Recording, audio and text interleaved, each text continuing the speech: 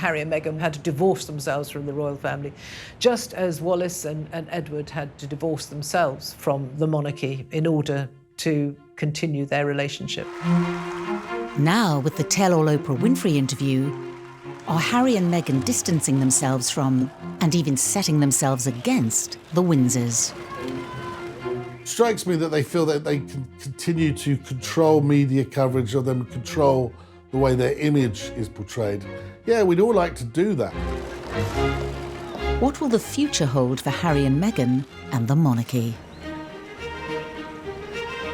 In December 2017, Meghan Markle made history as she became the first royal fiancée to spend Christmas with the Queen.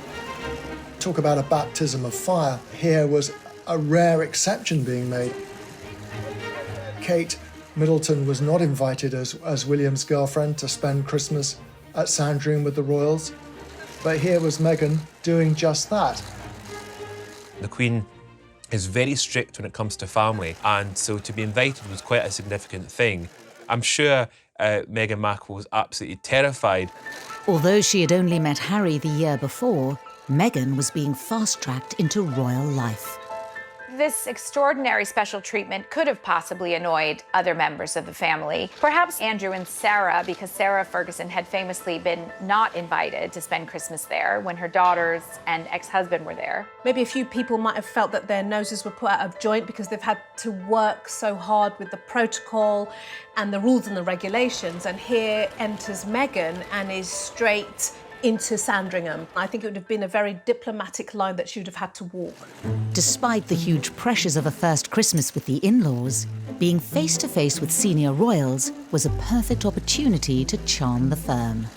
I'm sure it must have been pretty daunting, actually, for Meghan to rock up at Sandringham for Christmas with the Queen. What do you give the Queen? You know, what do you give your prospective father-in-law, you know, Charles? I mean, it must have been frightfully difficult.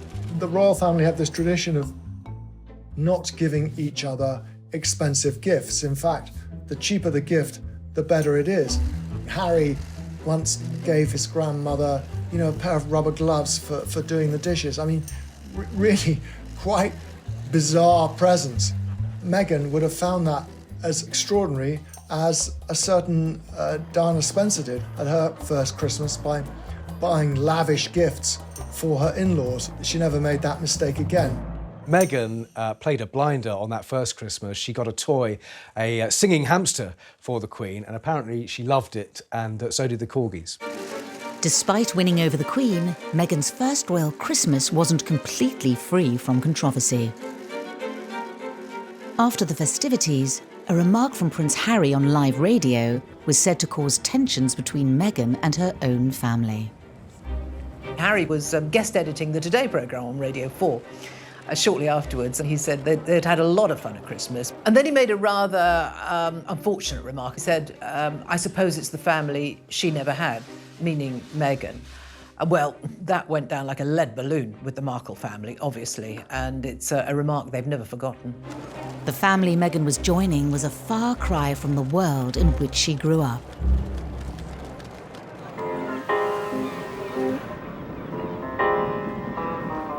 It was against the golden backdrop of Hollywood that Meghan's parents, Doria Ragland and Thomas Markle, first met.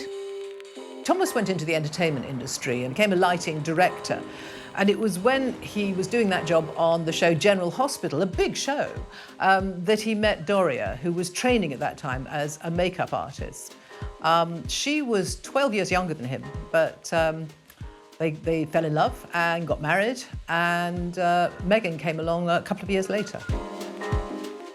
Thomas had been married before, and he had 2 children, much older than Meghan, from his first marriage. Thomas Jr. and Samantha, her 2 half-siblings, they weren't close to her. She was not close to them. Despite her parents divorcing when she was young, Meghan enjoyed a supportive upbringing with both Doria and Thomas. She hung around the studios where her father was the lighting director. It must have been really exciting, and she certainly got the bug. Her first big break came with Suits, when she got the plum role of Rachel that everybody fell in love with. Rachel's character was very sexy, she was savvy, she was ambitious. It's actually not dissimilar to Meghan Markle herself. Whilst Meghan was being thrust into the limelight, Prince Harry, a young officer in the British Army, was trying to escape it. And what do you think the public perception of Harry is? I don't know, it fluctuates. It depends on what the media want to write, I suppose. But they're two very different things, what the public think and what the media think. The British public have always had a huge amount of affection for Prince Harry, but certainly the press have had quite a love-hate relationship with him. He was seen as a bit directionless. He was seen as a bit of a party boy. He liked having a good time. Despite being labelled a party prince, as he entered his 30s, Harry proved that he still had an important role to play within his family. He created some wonderful initiatives, the Invictus Games, which was really his baby. He also worked on Heads Together, you know, taking away some of the stigma surrounding mental health and mental health issues, being very open and honest about his own struggles, which was incredibly brave. And Harry was, at that time, arguably the most popular royal. In 2016, Meghan touched down in London. The last thing she would have expected was a blind date with the 5th in line to the throne. It's a lot easier if you have a boyfriend that understands the press and understands fame. And she definitely got that with Prince Harry. You could meet a more famous man in all the world than Prince Harry.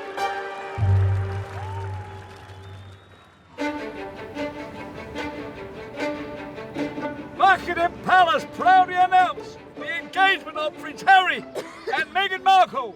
God save the Queen! At the end of November 2017, news of Harry and Meghan's engagement emerged from the palace. Congratulations from all of us. How are you both feeling? Yeah, thrilled. I was very glad it's not raining as well. There was immediate analysis and commentary about the fact that the royal family was going to welcome in a woman of mixed heritage, an American woman, and a woman who was divorced. Two completely different families were to be joined together. But behind the scenes, tensions had already emerged. In my opinion, the engagement interview was when things really started to sour. You met each other's families, I imagine. Yes, his family's been so welcoming. And Meghan, your parents, do you think, well, very happy for you, obviously. Do you think they have worried at all about the scale of what you're getting into? Well, I'm sure at the onset, both my parents and my close friends were concerned. I did not have any understanding of just what it would be like. The year before their engagement announcement, Meghan had landed in the UK to promote her latest season of Suits. Meghan and Harry were set up on a blind date by a mutual friend. They immediately clicked. Harry actually said it was like love at first sight. She was so open and he thought she was so sweet. And they just got on like a house on fire. Oh, yay! Thank you for watching. Hi there, Having him to ride. Nice to meet you. Very few people knew the couple were dating, but Meghan let her mother Doria in on the secret. Any young man wants to make a very good impression, and I don't think Harry was any different. So when they met in LA in a rather luxurious mansion, he was a bag of nerves, apparently. She rather less so. She said that the meeting was a little bit surreal, actually. I suppose it would be. Hey, Mum, here's a prince. But it went very well, and Harry has become extremely fond of Doria. She's been a close part of their lives pretty much ever since. But Harry and Meghan didn't meet with her father, Thomas. This is one of the great what-ifs of the whole saga. Why didn't Harry go to Mexico to meet him? Why didn't Meghan take him? Why didn't Harry insist before it all blew up? I mean, the whole thing was so avoidable, and I think Harry does have to take some responsibility for that. Thomas was simply not part of these early meetings. She seemed, as she got closer and closer to Harry and a royal life, to be less and less inclined to rekindle her relationship with the Markle side of her family. For a few months, Harry and Meghan were able to keep their relationship from the outside world. But eventually, their secret got out. There weren't many that knew, only a very few friends. Then suddenly it got leaked to the press that Harry had a new girlfriend. If you haven't read any of that coverage, she's Meghan Markle, a 35-year-old film and TV actress from California. The world press knew about it, and Harry knew more than anyone things were going to change. Whilst Harry was used to intense media pressure, nothing could prepare Meghan and her family for the attention that followed. After the relationship became public, there was a huge amount of interest in Meghan. Some of it was extremely negative. There were things like that that I think put a really bad taste in Harry and Meghan's mouth in terms of the underlying and even blatant racism. With the glare of the world's media now upon both the Markles and the monarchy, questions were quickly asked as to how the relationship had reached the press. When in a relationship or dating with a member of the royal family from the palace, it's not an easy thing to keep secret. Prince Harry's got his close protection and they're very discreet. But at the same time, there's other people who quite enjoy, can I say, a gossip. In the case of the leak about Meghan and Harry's relationship, which Harry was said to be incandescent and furious about, was rumored to have come from someone in Prince Andrew's camp. I have no idea if that's the case, but what I can say is that there are so many leaks in the family. There were rumors about Harry's new girl, and he was madly in love, and those got out, and I don't think Harry was quite prepared for all of that when it happened. The wave of intense media attention led Harry to take a public stand against the press. An explosive public statement from Harry was the first indication that the press were now on notice. He requested the media pause and reflect before any further damage is done. The one thing the royals are meant to do is make sure that everyone is on the same page. And the fact is that the Prince of Wales was abroad on an official tour. Charles himself was only given a matter of moments to scan his son's statement, and there was a feeling that Harry had been thoughtless and that he should have consulted his father, he should have consulted his brother more, and there could have been a more measured response. With Harry and Meghan's relationship now public, they focused on an important meeting behind palace walls. Meeting your in-laws is always a bit of an ordeal, isn't it? And meeting your in-laws when one is going to be a future king, meeting Prince Charles, must have been quite tough for Meghan, or a little bit daunting. But she is a strong woman. She probably marched in there and just got on famously because she's a woman with lots of opinions, lots of views, and a confident woman. And those are the kind of attributes that Charles likes. Charles famously adored Meghan. That first meeting went extraordinarily well. She was welcomed as a daughter, even more so than Kate Middleton was at the very beginning. As well as charming Prince Charles, Meghan also had a very successful first meeting with the Queen. The meeting went extremely well. It actually ran over, which is an extraordinary thing for the way the Queen keeps her schedule. Meghan was warmly welcomed. You know, here she is, articulate, bright, intelligent, well-spoken, beautiful, elegant. What's not to like? Despite charming Harry's family, did Meghan find aspects of royal protocol stifling? Meghan's first real reality check with how royal protocol works was when she was wearing a necklace with H&M on it and then told to remove it by senior courtiers because it might encourage the press. To be told what to do, it must have been quite a shock. Anyone would kind of think, hang on, wait a minute. Someone telling me what to wear and which jewellery to wear? Excuse me. She likes to have the freedom to do what she wants and when she wants. She wouldn't want to be told, you know, what to wear at any occasion. You could look at this instance and say, was that the beginning of Meghan saying, I'm not going to have people like this controlling me?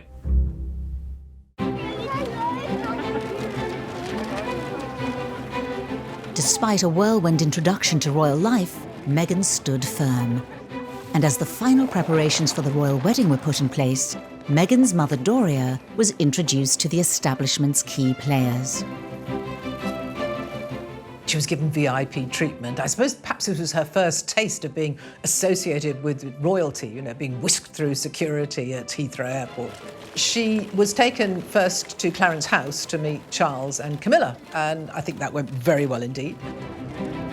Meeting all the royals, Kate, William, Charles, must have felt like royal speed dating. I've got to get to know everybody, I've got to form these connections really quickly.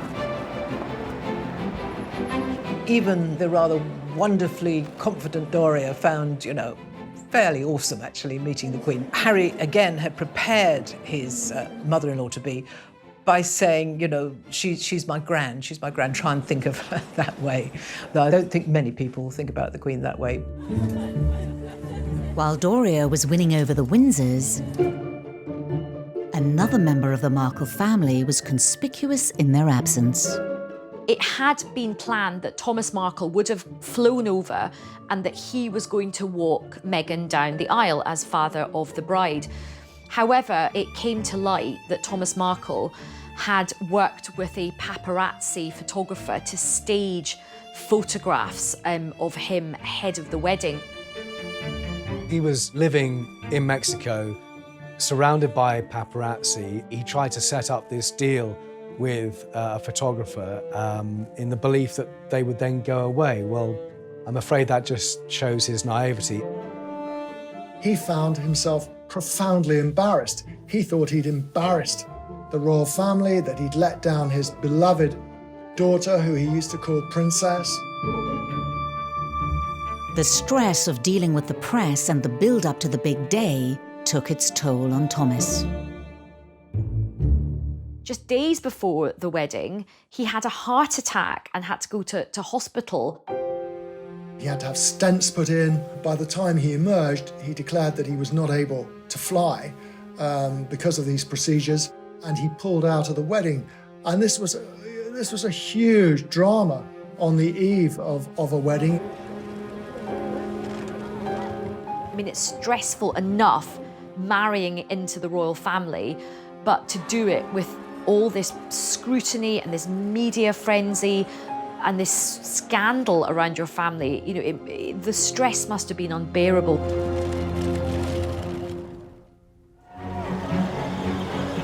Despite the frenzied build-up, Harry and Meghan's big day was finally upon them. But with her father unable to give her away, Meghan was left with a huge dilemma. And finding a solution, she broke with tradition, leaning on Harry's father, Prince Charles.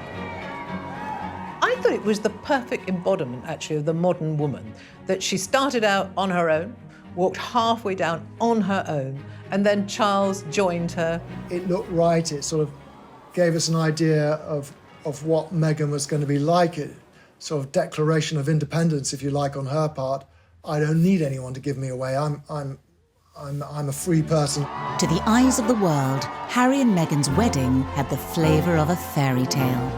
We saw Idris Elba and George Clooney and Oprah, you know, walking in. It was a star-spotting day. And she looked great, the bride looked fantastic. It was a wonderful day. I think everyone just thoroughly enjoyed it, and you just felt a sense of true welcome of this young bride into the royal fold. Meghan wanted it to be right. She wanted it to be perfect. Forget the red carpets in Hollywood. This was something else. Just days after their wedding, the new Duke and Duchess of Sussex was seen at their first official engagement, a garden party at Buckingham Palace. This one actually was a little bit special because the theme was Prince Charles's 70th birthday. And that must have been extraordinary for Meghan. From the first instance, the Queen had implored upon the Windsor family to embrace Meghan. Not only because she was a person of colour and someone from an international country, but that she had this charm about her. Everything seemed so, I know, magical, hunky-dory after the wedding. We got this wonderful new mixed heritage, modern woman as part of the royal family, such a symbol of the monarchy moving with the times, and then it all got a bit soured, a bit tarnished by Meghan's family piping up again and again. It's so good to have a role model or someone you look up to, but oftentimes when it's someone who looks like you or comes from where you come from, it's easier to connect and see it in a different way. Meghan was used to cameras and publicity, but really nothing can prepare someone for entering the most famous family in the world. And I think even she admits she was taken aback by it. As Meghan was starting her new life, her father felt he was no longer part of it. It was extraordinary that Meghan's dad did like a press tour in the days after the wedding, putting forward his side of things. It can't have been very easy for Meghan to watch her dad on television, publicly disputing her side of the story or her version of events.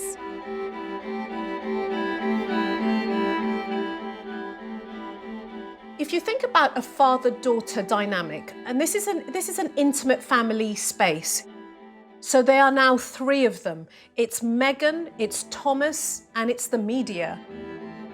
I do have sympathy for Thomas Markle. This was a guy who had never been a celebrity, had never courted fame and being a celebrity, who was thrust into a national spotlight with zero support. As her deteriorating relationship with her father continued to play out in the press, Meghan became centre stage in the royal family. Once you're in the family firm, you are put to work, and I covered their first big tour in the autumn, which was Australia, New Zealand, Fiji and Tonga. It was relentless, but you know, they were the most famous couple in the world, and the world wanted to see them. Then a surprise announcement by the couple wrong-footed the royal press pack, signalling that from now on they were determined to do things their way. The palace press officials were there going through the itinerary, and at the end of that, the British royal correspondents were called into a corner and we were told, oh, and by the way, she's pregnant. And it's like, what?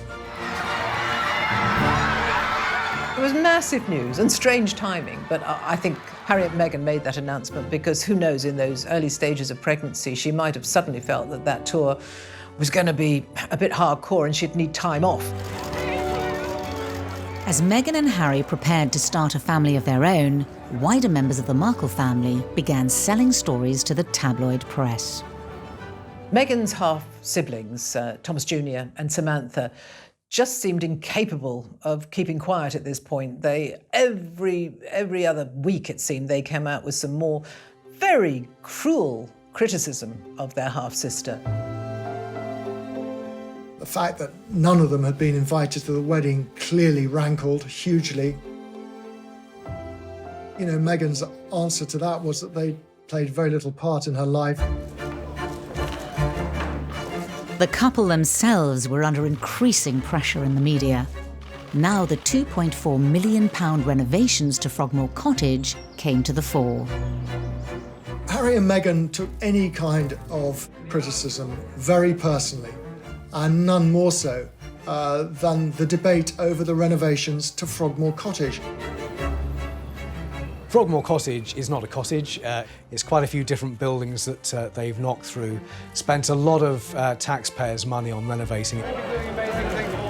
Harry took grave exception to this idea that they were lavishing public money on something which was unnecessary. And it did feed into the narrative, as far as he was concerned, that the press was somehow being highly critical of every motive and everything they did. Meghan's mother, Doria, could only watch on as her daughter struggled with the criticism and harsh media spotlight. There's no doubt in my mind from what we can see that Meghan has a really close relationship with her mother. Somebody who would always, have her back, speak truth to her, and, help her make the kind of choices that she needs to make. It must be difficult for any mother to see her daughter being splashed over the papers for things that she might not want to be in the papers, but ultimately you can't control the press. It's a beast of its own. But on the 6th of May 2019, Meghan and Harry were able to share some happy news. Meghan gave birth to a baby boy, Archie Harrison Mountbatten Windsor. Archie was now 7th in line to the throne after his father. Mother and baby are doing incredibly well. It's been the most amazing experience I could ever possibly imagine. Archie would be part of the bloodlines of a storied family with hundreds of years of history behind it. I think the Queen had high hopes for them being, great brand ambassadors for the royal family. Harry and Meghan made it clear they wanted it to be different kind of royals. They wanted to engage more. They clearly wanted to have close links with young people. I think the Queen seized on that with alacrity. Harry and Meghan were enormously popular, and I think everyone thought this was the cementing of the future of the monarchy. There was going to be these two young couples, William and Catherine, Harry and Meghan, taking it forward. In September 2019, the new family embarked on a tour of Southern Africa. On the surface, they seemed happier than ever. You have given us so much inspiration, so much hope, and above all, you have given us joy. Thank you. But in reality, they felt under pressure. In a revealing interview for an ITV documentary, Meghan dropped a bombshell. Yeah, well, I guess, and also thank you for asking, because not many people have asked if I'm okay, but it's a very real thing to be going through behind the scenes. Remember, at this point, she's had an absolute beating from the press on a sort of daily basis. She's had this horrible fallout with her father. She's also a new mother as well, and you can just see the sort of weight on her shoulders. Her mother would have been heartbroken that her daughter was experiencing all of this. The interview seemed to mark a sea change in the once happy relationship between Harry, Meghan, and the rest of the royal family. One of the rules of being a member of the royal family is you never complain about anything. So I think that they would have been furious. And the sad thing is, I think, she was just being honest about how she felt, but that interview probably made things about 100 times worse in terms of already frosty relations. Harry and Meghan were now fighting battles on multiple fronts. I think someone like Meghan, who's always been very outspoken, would have struggled very much with not being able to comment and put out her version of events. This is not what happens in Hollywood. Meghan couldn't do that as a member of the royal family, and that would have been maddening for her. Hello. Their ongoing battle with the media came to a head in February 2019, when excerpts of a private letter sent from Meghan to her father were published in the British press.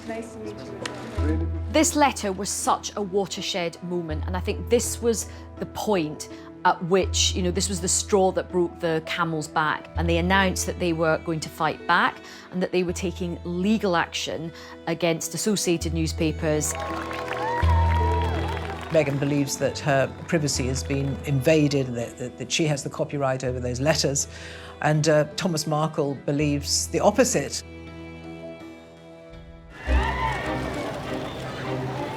In the wake of their legal action against a section of the British press, Harry and Meghan announced they were taking a 6-week break from royal duties and heading to Canada to spend Christmas with Doria.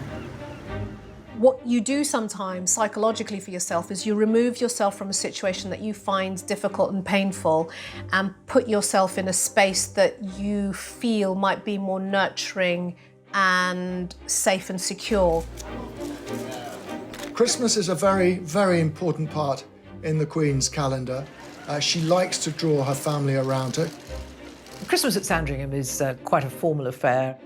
So it must have been great for Harry and Meghan to have the informality of a Christmas in Canada. Doria could not be further away from the stuffiness of the senior members of the royal family. Although the festivities may have been relaxed, were decisions about the growing divide between Harry, Meghan and the monarchy being considered in Canada.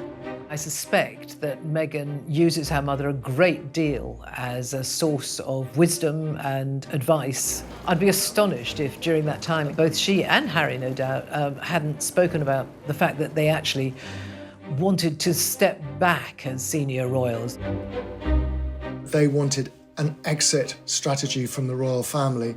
Doria and Meghan are extremely close. She missed her mum and she wanted Doria to be very much part of the family unit. When Harry and Meghan returned to Britain in January 2020, they made a shock announcement. In a statement released in the last few minutes, they say they intend to step back as senior members of the royal family and work to become financially independent. The royal firm had been here before. It was an electric moment in royal history. Diana had essentially left the royal family, and before her, Fergie. Edward VIII left the royal family. He abdicated. Leaving the royal family is possible, but it's messy. Initially, it was a sort of a geographical split. They would be moving to Canada. They would come to Britain to do engagements when it suited them. The tabloids dubbed their decision as Megxit, and it sent shockwaves through the royal family. Harry, I'm sure, he felt, he was freeing himself, but for his father and brother and grandmother, it probably felt like an act of vandalism against the monarchy. They would have been both furious, but equally heartbroken as well. Away from the royal family, Meghan's supportive mother Doria treated the announcement with the utmost discretion. I think Doria has acted in the most regal way in all of this, because the royal way is to don't complain and don't explain. And that's exactly what Doria did. The Queen issued a statement that outlined a transition period to allow Harry and Meghan to step back from their roles as senior members of the royal family. The Queen's statement was obviously very much from her heart, but at the same time, it was very clean cut. This is how it is. You're out. It's as simple as that. In January 2020, Harry, Meghan and Archie left behind their royal life and home at Frogmore Cottage for a new life abroad. For Prince Harry, it was a big decision because he's leaving his friends, his family. He felt he had to get his family out of Britain. He felt so angry and hurt about the press and about the institution of the monarchy. After a brief stay in Canada, Meghan and Harry settled in Santa Barbara in California, a familiar, glitzy surrounding for Meghan. Meghan and Harry live in Montecito, which is a very posh, fancy enclave. I happened to live there for 4 years. It's very private. We know that Oprah is a neighbor, Katy Perry and Orlando Bloom. They all live nearby. Montecito residents are very protective of their own. They won't talk about Harry and Meghan much to the press, and I should know because I've tried. She wanted to be around the place she knew. Meghan didn't know hardly anyone here in the UK, and it can be a very lonely place in the palace. She didn't want that life. She wanted to be free. They reportedly bought their 9-bed, 16-bath mansion for £11.2 million. They've seamlessly slipped into the Californian lifestyle, a million miles away from the Windsors world. Their friends are not going to be members of the aristocracy with wonderful estates in Scotland to shoot grouse on, but Hollywood and a celebrity culture. Oprah Winfrey's a friend of Meghan and Meghan's mother. They're friends with the Clooneys. They're making connections all over Tinseltown. The move has only deepened the divide between Harry and Meghan and the monarchy. Meghan's mother Doria is now just a 90-minute drive away, a stark contrast to over 5,000 miles from the Windsors. Harry loves Charles. They clearly have a strong bond. And now they are literally not as close as they used to be. I think they are staying in touch over Skype and Zoom, but it's not the same, is it? I'm sure it pains Charles that he will not have an active role in the upbringing of Archie. Harry seems to have an absolutely brilliant relationship with Doria. And there's no doubt that Meghan and Doria are closer geographically, physically, and perhaps emotionally as well than they ever have been. Doria apparently enjoys feeding wee Archie organic food, and she's also a trained yoga instructor as well. So I have these visions of them doing baby yoga together. So I think he's definitely a very cool, hippie Californian baby. But could Harry and Meghan's plan to build their brand and become financially independent from the Windsors push the families even further apart? Their biggest and perhaps most lucrative signing is with Netflix, rumoured to be worth over £100 million. Effectively, the money that they are being paid is because of their platform as royalty, as members of the royal family. And that's quite tricky. People always want the most compulsive viewing and the things that are going to command the most column inches, and effectively that then translates into dollars.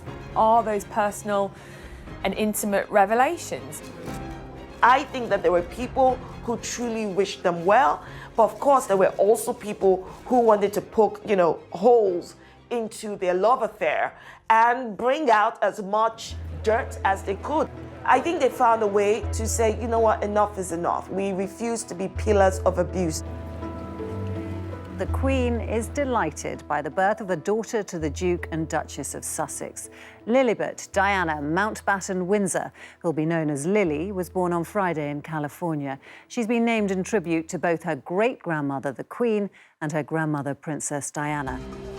There's a new baby, which is amazing news, but I think that is going to, in some respects, draw them further apart. They're going to spend most of their time in the US, and they want to make their life there. The chances of the newborn reaching England in the foreseeable future is next to zero, and one must sympathise with the Queen. That's disheartening and heartbreaking. Increasingly, one wonders how much influence the royal family will even have. The royals are going to become distant relatives, I suspect. A year on from the bombshell announcement that Harry and Meghan would be moving away from the royal family, they made it clear they would be staying in California. Harry and Meghan's exit from the royal family ended today as it began, with considerable acrimony. Buckingham Palace confirmed that the couple would be stripped of all their honorary titles and royal patronages, including Harry's military titles and Meghan's role as Vice President of the Queen's Commonwealth Trust. I think Harry wanted it both ways. He wanted to be able to live a life free of responsibility, but still make change. And the reality was, the Sussexes in another country are isolated from what everything the royal family means. And that puts the royal family at peril. So the Queen had no choice but to strip them of the titles. Harry and Meghan shot an intimate tell-all television interview with their friend and broadcast legend, Oprah Winfrey. Then in the days building up to the broadcast, newspapers claimed that Meghan now faced a serious bullying complaint against her whilst at Kensington Palace. Her spokesperson said that she was saddened by the reports. Relations appeared to have finally hit rock bottom. The $6 million question, though, is just how far Meghan is going to go. The full truth, as she sees it, would be highly explosive, but it would certainly burn all bridges with the institution she has left behind. In the interview, new revelations exposed the strained relationship between Meghan, Harry, and the monarchy. I expect this interview not only to reverberate through the United States and England, but to rock the establishment at its very core.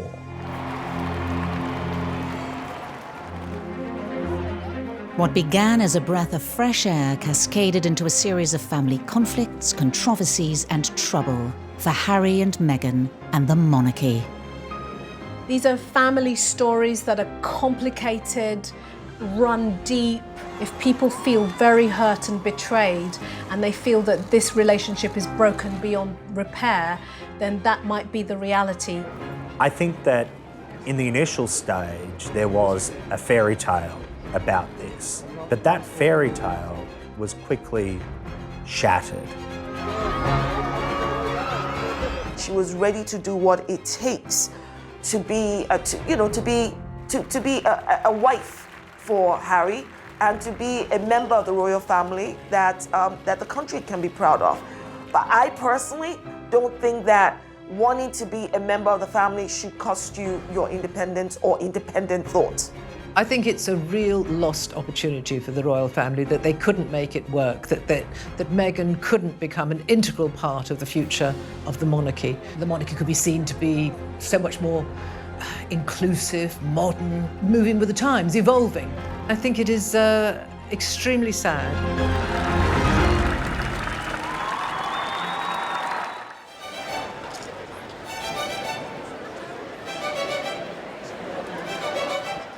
The love affair between Fergie and the monarchy began in the summer of 1985 at Ascot. As the royals prepared to return for dinner at Windsor Castle, an unsuspecting Prince Andrew was about to be set up on a date. Prince Andrew was in the Navy, he was still a bachelor, and I think that the royal family were quite keen for him to settle down. Diana said to the Queen, I think it would be lovely if we could invite Fergie. She's a friend of mine. She's about the same age as Andrew. Both were good time gals and boys, and the scene was set at Windsor Castle with a lot of booze. They sat next to each other and they were flirting almost from the, from the word go. Andrew rather cheekily insisted that she take a great big plate of profiterole rolls and said, "Don't worry, I'll have some too," and then didn't. So I think she gave him a sort of playful slap, and I think that was really the beginning of their relationship. It was the start of a romance that would spark intense public interest in Fergie's family. She came from a very well-to-do family. Sarah's mother, Susan, married Ronald Ferguson when she was only 18 years old, and they had 2 children, Sarah, who's called Fergie, and her sister Jane. And they bought this beautiful house called Lowood, very near Ascot, in that very beautiful area full of rhododendrons and trees and houses hidden behind big gates. And that's where Fergie grew up. They always were aspirational. I think they had a feeling they were sort of almost minor aristocracy. For Sarah, in the back of her mind, she was always going to try to get a husband who was special and certainly rich. Even for the well-to-do Fergusons, Fergie's relationship with Andrew was a tantalising prospect. Ronald Ferguson was absolutely thrilled and delighted. 10 out of 10 for him. She couldn't have done better. Marrying into the royal family has to change things, doesn't it? Because it's that final bit of icing on the cake. But there are hurdles to clear for a royal bride-to-be, not least a stern examination of the family tree. Thankfully, when it came to the Fergusons, the Windsors didn't have to look too far from their own. Some people like to say that Sarah Ferguson was middle class. She wasn't. No, oh my God, to be thought of as a commoner, my goodness, no, they were very much upper-class English. The Ferguson family actually can trace their lineage back to the royal family. So Sarah Ferguson and Prince Andrew are very, very distantly related through Charles II, but not that that is much of a cause for concern for the royal family. In fact, they probably encourage that. It wasn't just shared distant relations that tied the Fergusons to the Windsors, but also their social circles. Ron Ferguson, Fergie's father, had mixed with members of the royal family for many years. He'd been in a very smart cavalry regiment.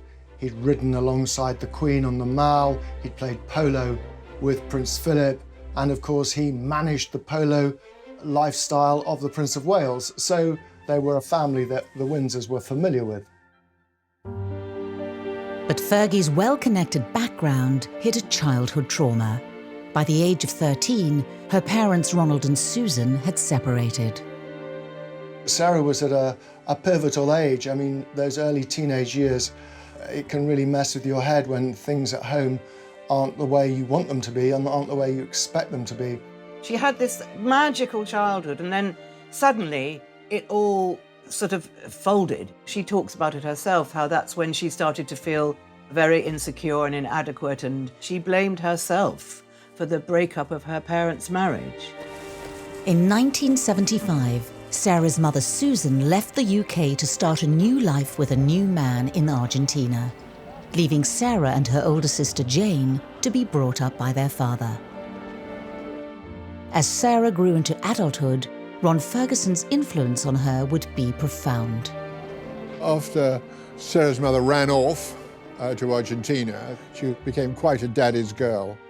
I think she got a lot of strength from having her father solidly behind her, and he was very good with her. With Ron Ferguson's sense of determination running through her, Fergie's pursuit of happiness had now led her to her dashing prince.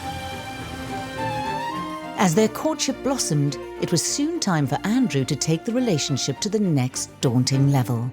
Sarah was invited to Sandringham for a shooting weekend because the Queen always believed that the only way that her children are going to ever get to know anyone is to entertain them in one of the royal homes.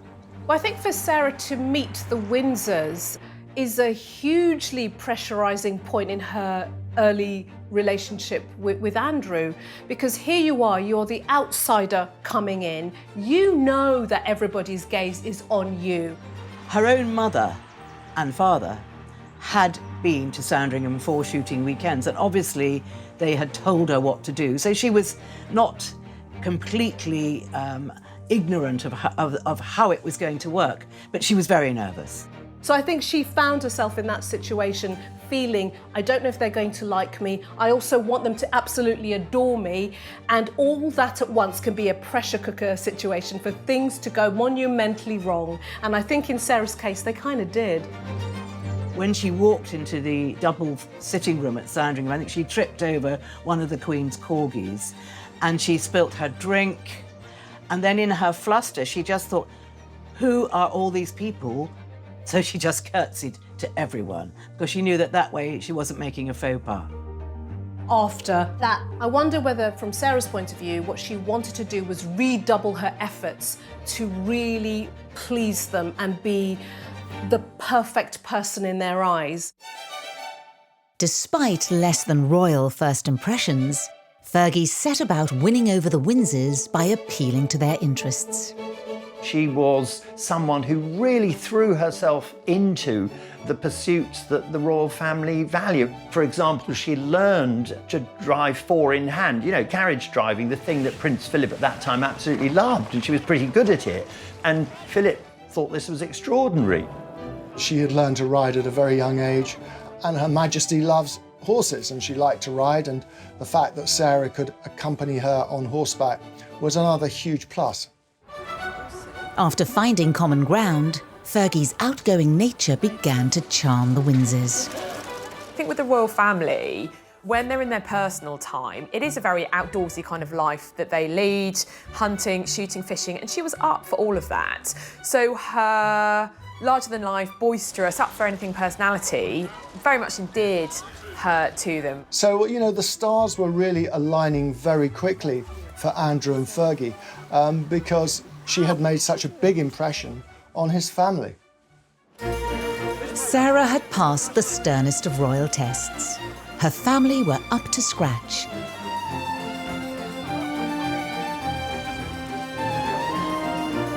By February 1986, Sarah Ferguson had been dating Prince Andrew for less than a year. After a whirlwind romance and winning over the royals at Sandringham, Fergie was whisked away to Scotland, where Andy had an important question to ask her. Fergie and Andrew went to spend the weekend with the Duke of Roxburgh at Flores Castle, well, as you do if you're a prince. And during that time and that romantic setting, he went down on one knee and he asked her to marry him. And I think she was so surprised. I mean, she just burst out laughing. She thought, was this all some big joke?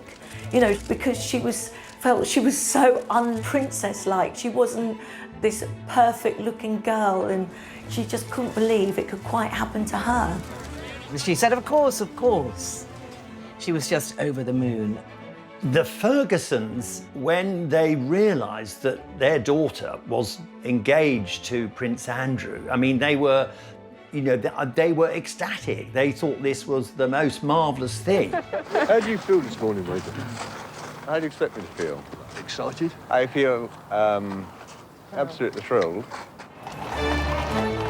On the 17th of March 1986, the announcement that Ron Ferguson had been waiting for finally came.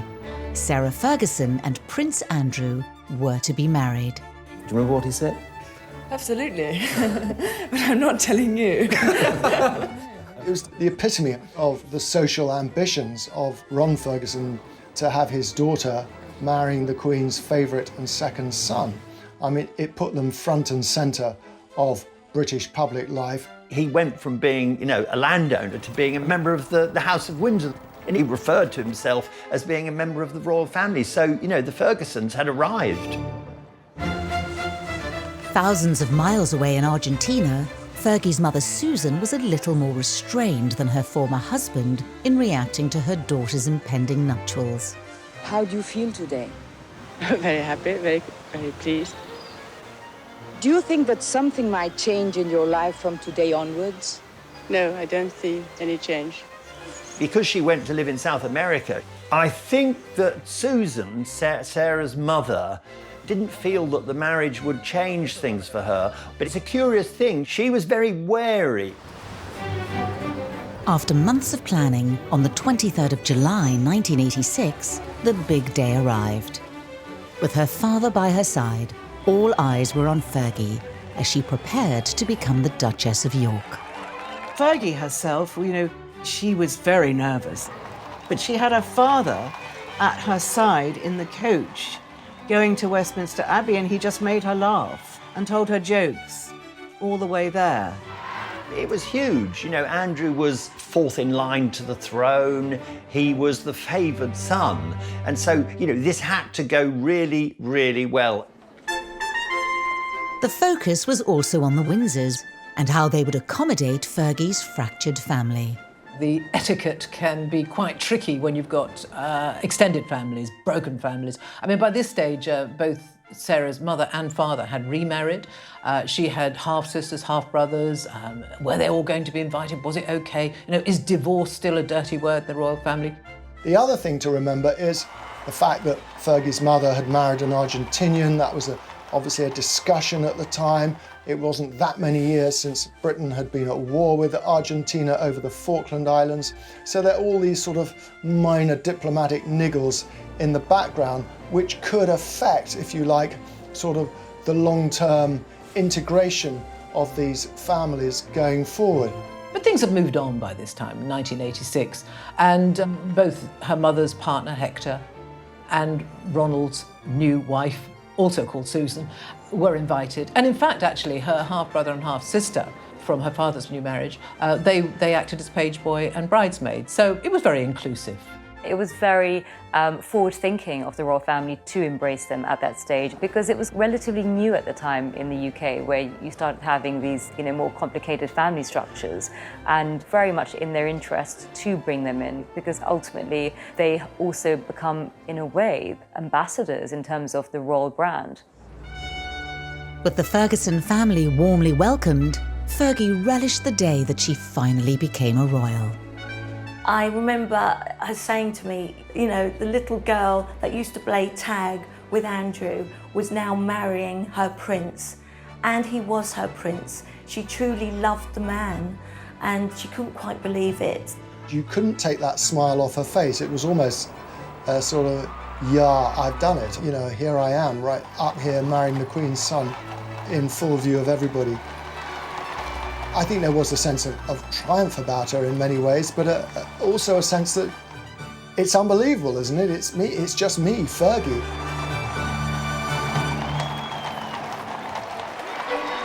The day was just as exhilarating for Ron Ferguson as it was for his daughter. Major Ron had been up half the night walking up and down the Mall because everyone was partying there and he just wanted to drink in the atmosphere. He was licking his lips at one point. He was very much focus of attention, as well as Sarah, and his whole family were the focus of world attention. And it was like, this is the stamp, this is the seal of approval for the Fergusons. He'd been part of royal circles for a long time, but to have your daughter marry a prince, become a duchess, with all the grand ceremonial at Westminster Abbey, and to be included in the royal family, become a senior member of the royal family. I mean, it just doesn't get any better. The union of the Fergusons and the monarchy was now complete. All that was left to seal a perfect day was for the royal couple to make the traditional balcony appearance in front of thousands of well-wishers. At the end of the wedding, that afternoon, there was just a hint that all might not be well, because they did a very strange thing. They did this odd business of kind of working the crowd up, almost like they were a sort of music hall entertainers. You know, the crowd were chanting kiss, kiss, kiss, and Sarah was sort of conducting and orchestrating this. Well, I think there's a fine line between sort of exuberance and sort of being over the top. And Fergie strayed too often into the over-the-top realms. She somehow just didn't know when to sort of throttle back. The senior royals standing alongside, there was an uncomfortable feeling about that. Again, the word is, it was slightly vulgar. So, although the wedding itself was good, there was a hint of trouble to come. Sarah Ferguson, the horsey girl from Hampshire, was now Her Royal Highness the Duchess of York. She had brought the Ferguson family name into the royal spotlight, and from the outside, she seemed to be settling well into royal life. But among her royal in-laws, not everyone was a fan. Anne was probably the only senior royal who, right from the start, was very wary of Sarah. I mean, she called her the outsider. What had at first seemed, especially to Charles, to Philip, this bright, positive young thing coming in and sort of adding sparkle, was just starting to sort of leak away. Charles apparently said, look, the problem with Sarah is you just can't shut her up. She could be fun some of the time, but just not all the time, because it was giving them a headache. The Queen was the one person who, you know, remained steadfastly loyal and absolutely loved being in the company of her daughter-in-law, far more than she liked being with Diana. Fergie loved dogs, Fergie could ride, Fergie could do everything that Diana couldn't do. Sarah's husband, Prince Andrew, returned to sea, and Fergie had to leave her old life as a Ferguson and navigate the new world of the Windsors by herself. She said she married the man, but ended up in a marriage with the palace. She had to act in a certain manner. That wasn't Sarah. Sarah was this huge, bubbly personality. People think that living in a palace, wow, how glorious being this princess. It actually wasn't. It was the reverse. It was very bleak, it was very lonely, and there was no escape from it. Despite Fergie's problems within the palace, her place within the Windsor family was strengthened when she gave birth to Princess Beatrice in August 1988, the fifth in line to the throne. So, after 4.5 days, the York family, and now we can call them a family, left the Portland hospital. But who does she look like? Is it her father? Or is it her mother, House of Windsor or House of Ferguson? Well, only you can decide that. Ferguson blood is now part of the royal lineage. It kind of cements that relationship between the in-laws, in this case the Fergusons, and the royals. 2 years later, another baby, Princess Eugenie, joined the York family and became sixth in line to the throne.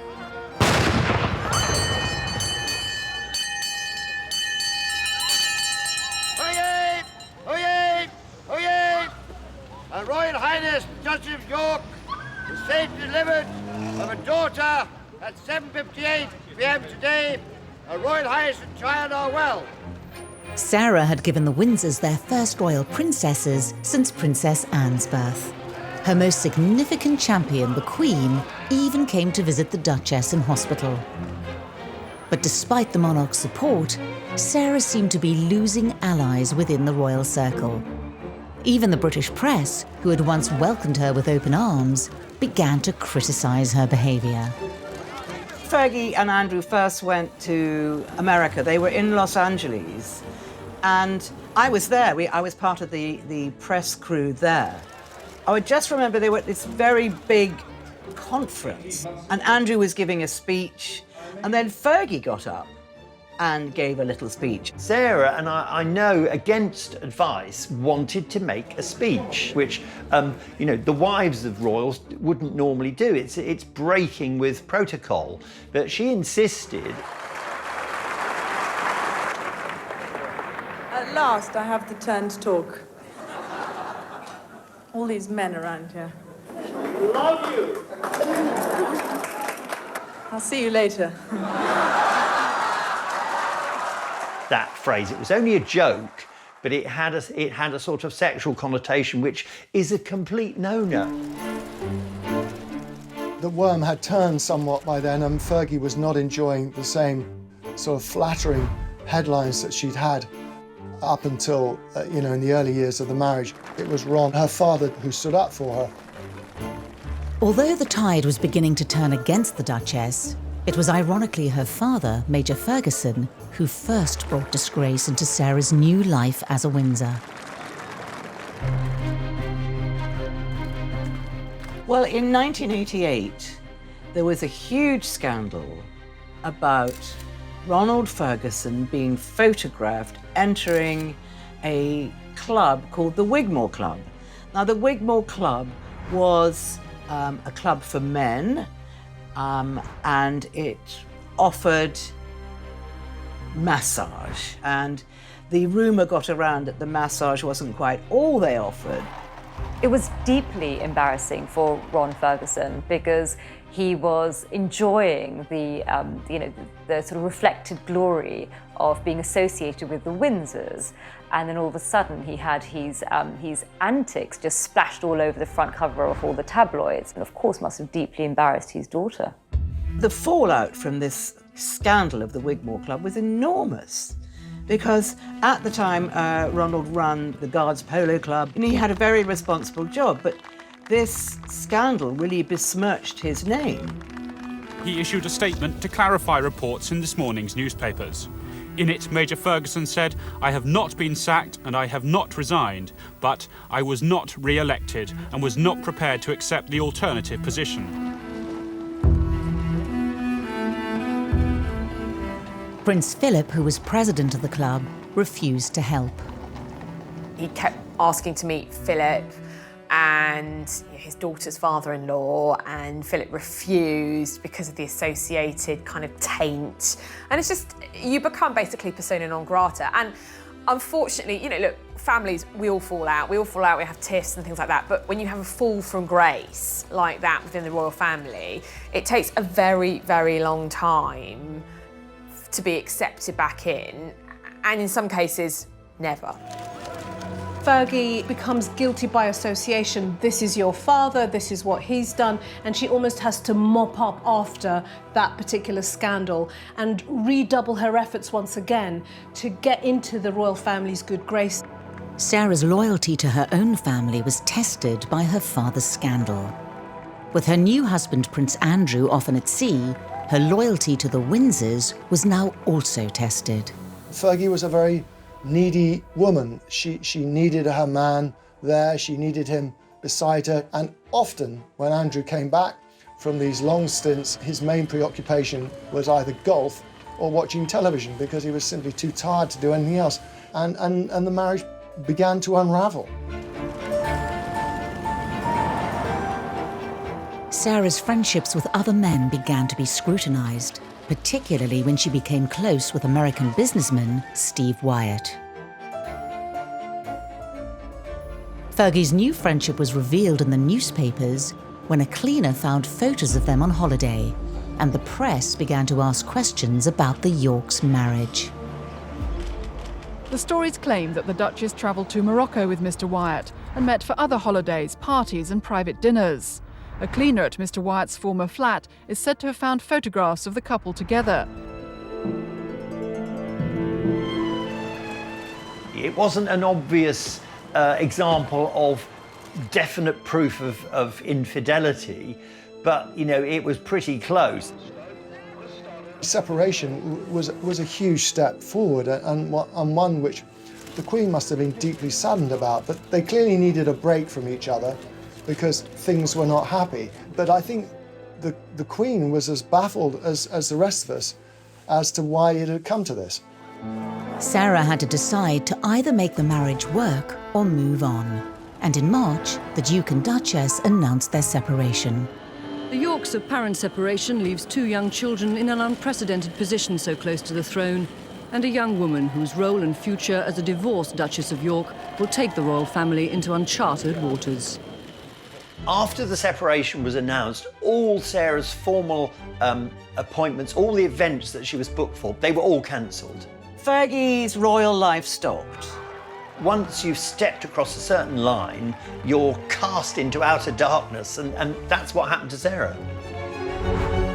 The press speculated that Fergie could re-enter the Windsor fold by somehow repairing the marriage. But then rumours began to circulate of a new man in her life, John Bryan. Fergie was in a very distraught state, so her friend of the moment, who was her financial advisor, supposedly, John Bryan, decided, let's get away from it all. I'll rent a villa in the south of France, and Fergie and I will go there with the children and the nanny, and we'll just have a break. But unfortunately for them, the photographers found them immediately. Unknown to Fergie and John Bryan, they had been caught by the paparazzi. Sarah later flew to Balmoral to stay with the royal family on their annual summer break. The morning's newspapers are all laid out on a side table in the breakfast room in Balmoral, and that morning's newspapers were filled with pictures of Sarah Ferguson. She was caught lying in the sun with this guy apparently sucking her toes. I mean, he claims, as if it makes any difference, he was kissing her toes. Anyway, unbeknown to Sarah, the newspapers had got photos. Paparazzi had taken these pictures, the newspapers got them. These are the pictures that the Queen and her son, the Duke of York, will have seen at the breakfast table at Balmoral this morning. An intimate series of photos showing her daughter-in-law and his wife topless at the poolside in the south of France, kissing a Texan millionaire.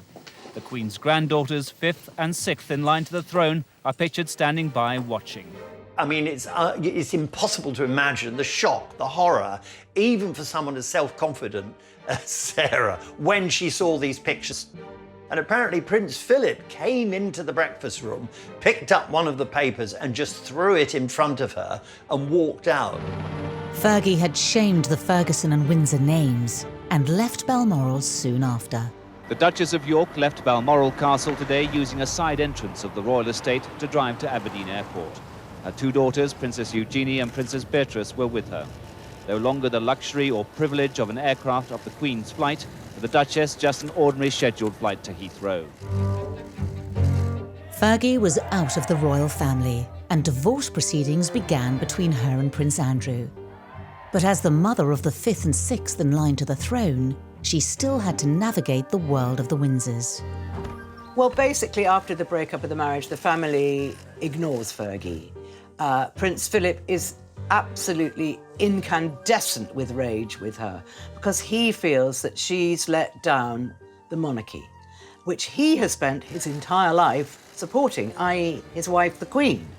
And in a few years, Fergie had reduced the reputation of the monarchy to shreds in his mind, and he was absolutely not going to put up with it. And he said to the Queen, she is not coming here. She's out. I don't ever want to see her again. Sarah and Andrew officially divorced in May 1996. Fergie could retain the name Duchess of York, but was stripped of her Royal Highness title. Any support she could take from the Ferguson clan also began to slip away. In 1998, Sarah loses her mother, who dies in an accident, and in 2003, she loses her father, and her only sister lives in Australia. So we once again find her in that space where she's isolated, lonely, and cut off, and grieving. The closest family she had left in the UK were her daughters and her ex-husband, Prince Andrew. Sarah had very publicly cuckolded Andrew, and yet Andrew is very forgiving of her. He continues to be there for her. He helps her financially. Prince Andrew inherits a royal lodge, the Queen Mother's home in Windsor Great Park. He does it up at great expense, and Fergie pretty much moves in with him and continues to live there. It was baffling to the royal family, particularly to Prince Philip, who could not understand why she was still occupying a royal home. And they were very, very determined to make this one of the happiest divorces you could do. And that's what they did. As Fergie's turbulent history with the Windsors faded, she was slowly and quietly admitted to the fringes of royal life. But in 2010, she was in debt and made a reckless decision revealed in an explosive undercover exposé.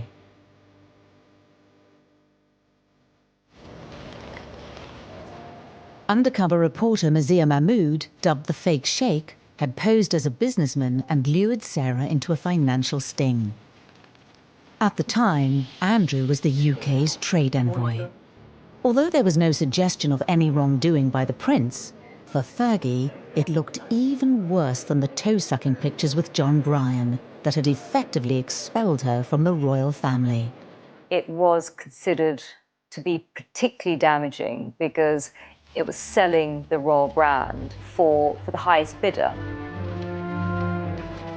And when that news story came out, it did damage the brand of the Windsors because all of a sudden, everybody around the world felt, well, actually, if you want to go and have tea or coffee or a meeting, you just, show them the money.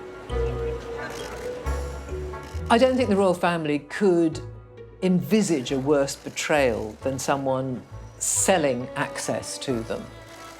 Well, I think probably the senior royals did rue the day that they had ever invited the Ferguson family to join them. The fake Sheikh business was one of the low points in Fergie's life. It looked like Fergie had really gone too far this time and had burnt her bridges with the Windsors for good. In the face of scandals, affairs and divorce, could there ever be a way back into royal life?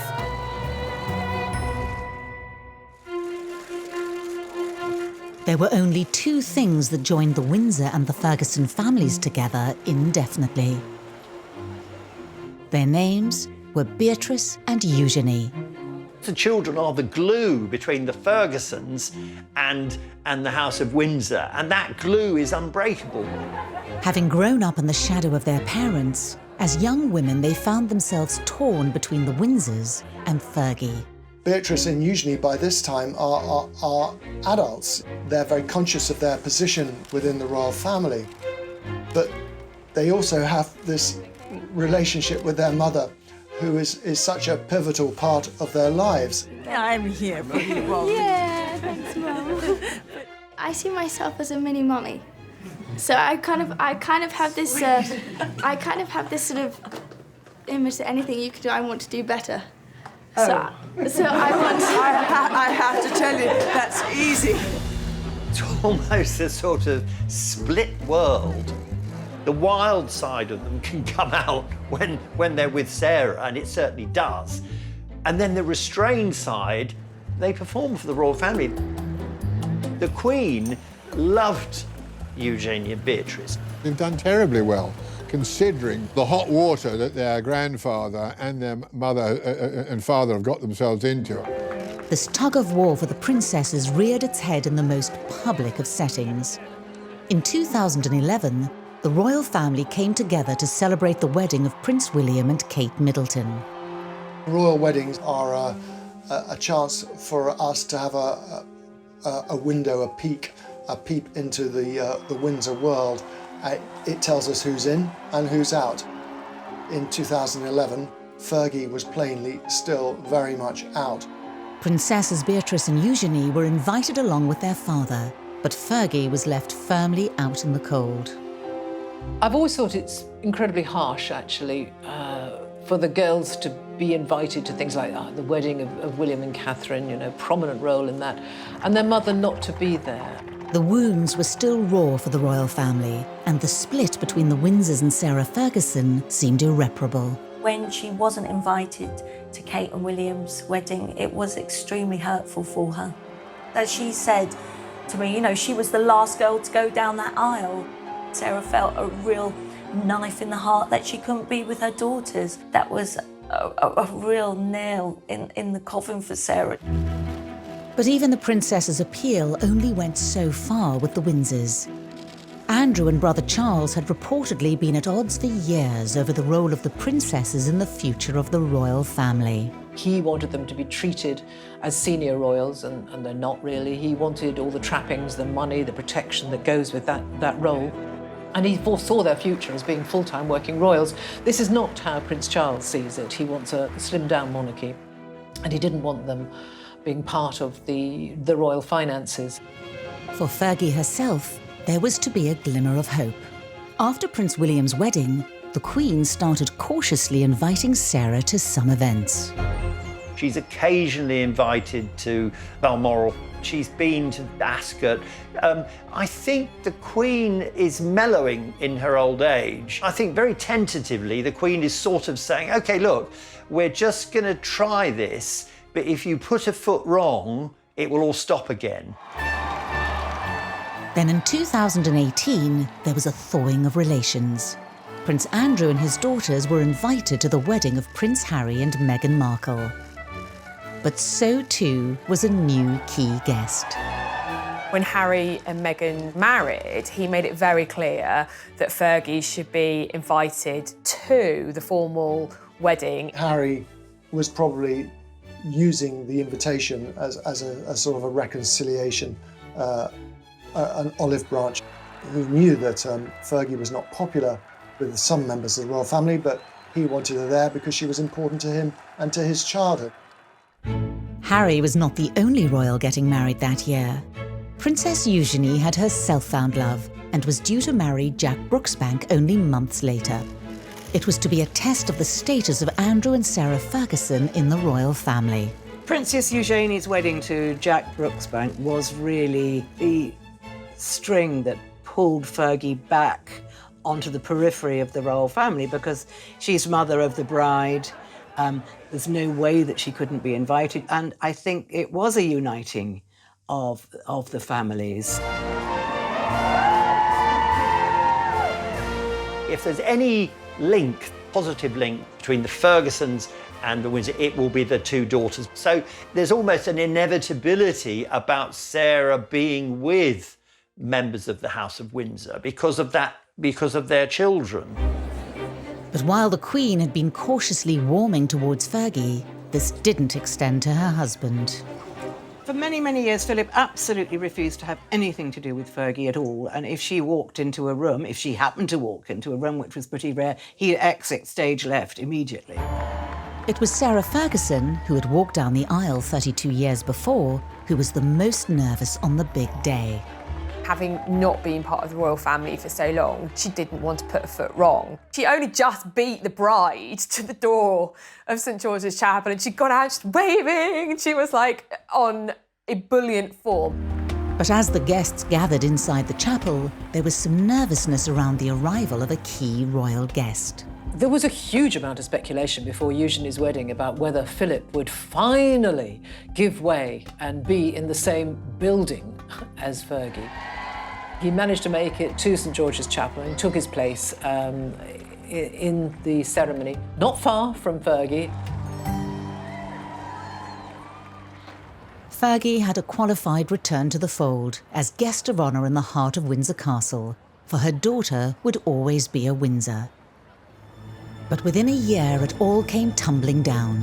This time it wasn't Sarah, but Andrew who fell spectacularly from grace. 2019, new details of Andrew's long-term friendship with convicted paedophile Jeffrey Epstein emerged. The Epstein scandal really seems to have tentacles that reach out and have enveloped Andrew's family because, well, Jeffrey Epstein was a guest at Princess Beatrice's 18th birthday party. You know, he's a family friend. When Fergie was in one of her many money troubles, she turned to him for a loan. So it's very intertwined, really. He decided to do this interview. It was the wrong move. Just was a total disaster. Just the worst interview I think anyone has seen. This is ITV News with Alistair Stewart. Good evening. Prince Andrew's explosive Newsnight interview last night has today been judged to have blown up in his face. It was to be a scandal too far for the royal family and for the Queen. 4 days after he was interviewed by Newsnight, Andrew gave up his royal duties. There's no template here. He can't stop being the Queen's son. He can't stop being a member of the royal family. All he can do is no longer represent or work for that family. The tables had turned. After years of Andrew standing firm in the face of Fergie's scandals, it was now his ex-wife who was supporting Andrew as he found himself distanced from the Windsors. There's this huge loyalty, which I think actually comes from, Fergie's side of the family. This great loyalty that their father instilled in them. It's a very strong trait in Fergie and the two children. 2020 was to be a new era for the family. For Fergie, none of her family were any longer working royals. She's carved out her own career. She goes from project to project now. I mean, her latest project is writing, or co-writing, a Mills and Boon romantic thriller. It may not only be in fiction that Sarah Ferguson is thinking about romance. Fergie and Andrew's close relationship has fueled rumours that they could retie the knot. Will Sarah and Andrew marry again? Will they remarry? Never say never, that's what I say. I'd love it if they did. I think the girls would love it. Whether they will or not is another thing. I think Andrew and Fergie are the most married divorced couple that I know of, but real marriage? No, not a chance in hell. She doesn't want to get back into the straitjacket of royal life. She wouldn't be accepted anyway. There's no place for Fergie. One thing is for certain, in royal circles, Fergie will never be forgotten. Fergie would never be free of the Windsors. The Windsors were never going to be free of Fergie. Because those two royal princesses are the bond between the Fergusons and the royal family. They really do bring the royal family together, and that is thanks to Sarah, because she's been the most wonderful mother to these girls. They will remain in the public eye. They will remain of public interest. And so that bond will never be severed.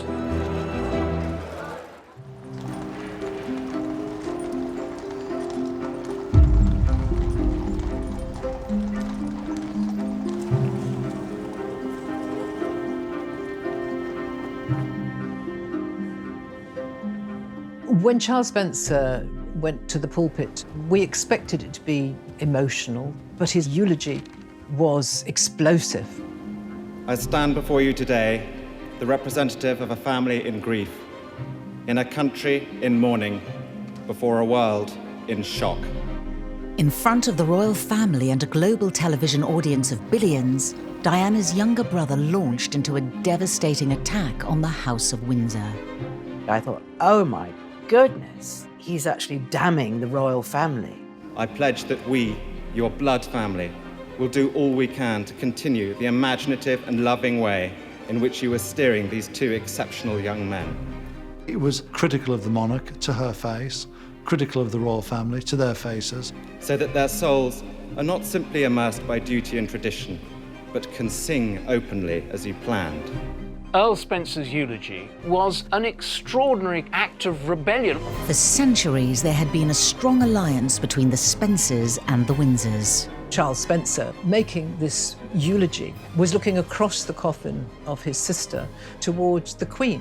And the Queen is his godmother. That's how closely bound the Windsors and the Spencers are. Earl Spencer's emotional eulogy laid bare the differences between the Spencers and the royals. Differences that had existed from the moment the families first met.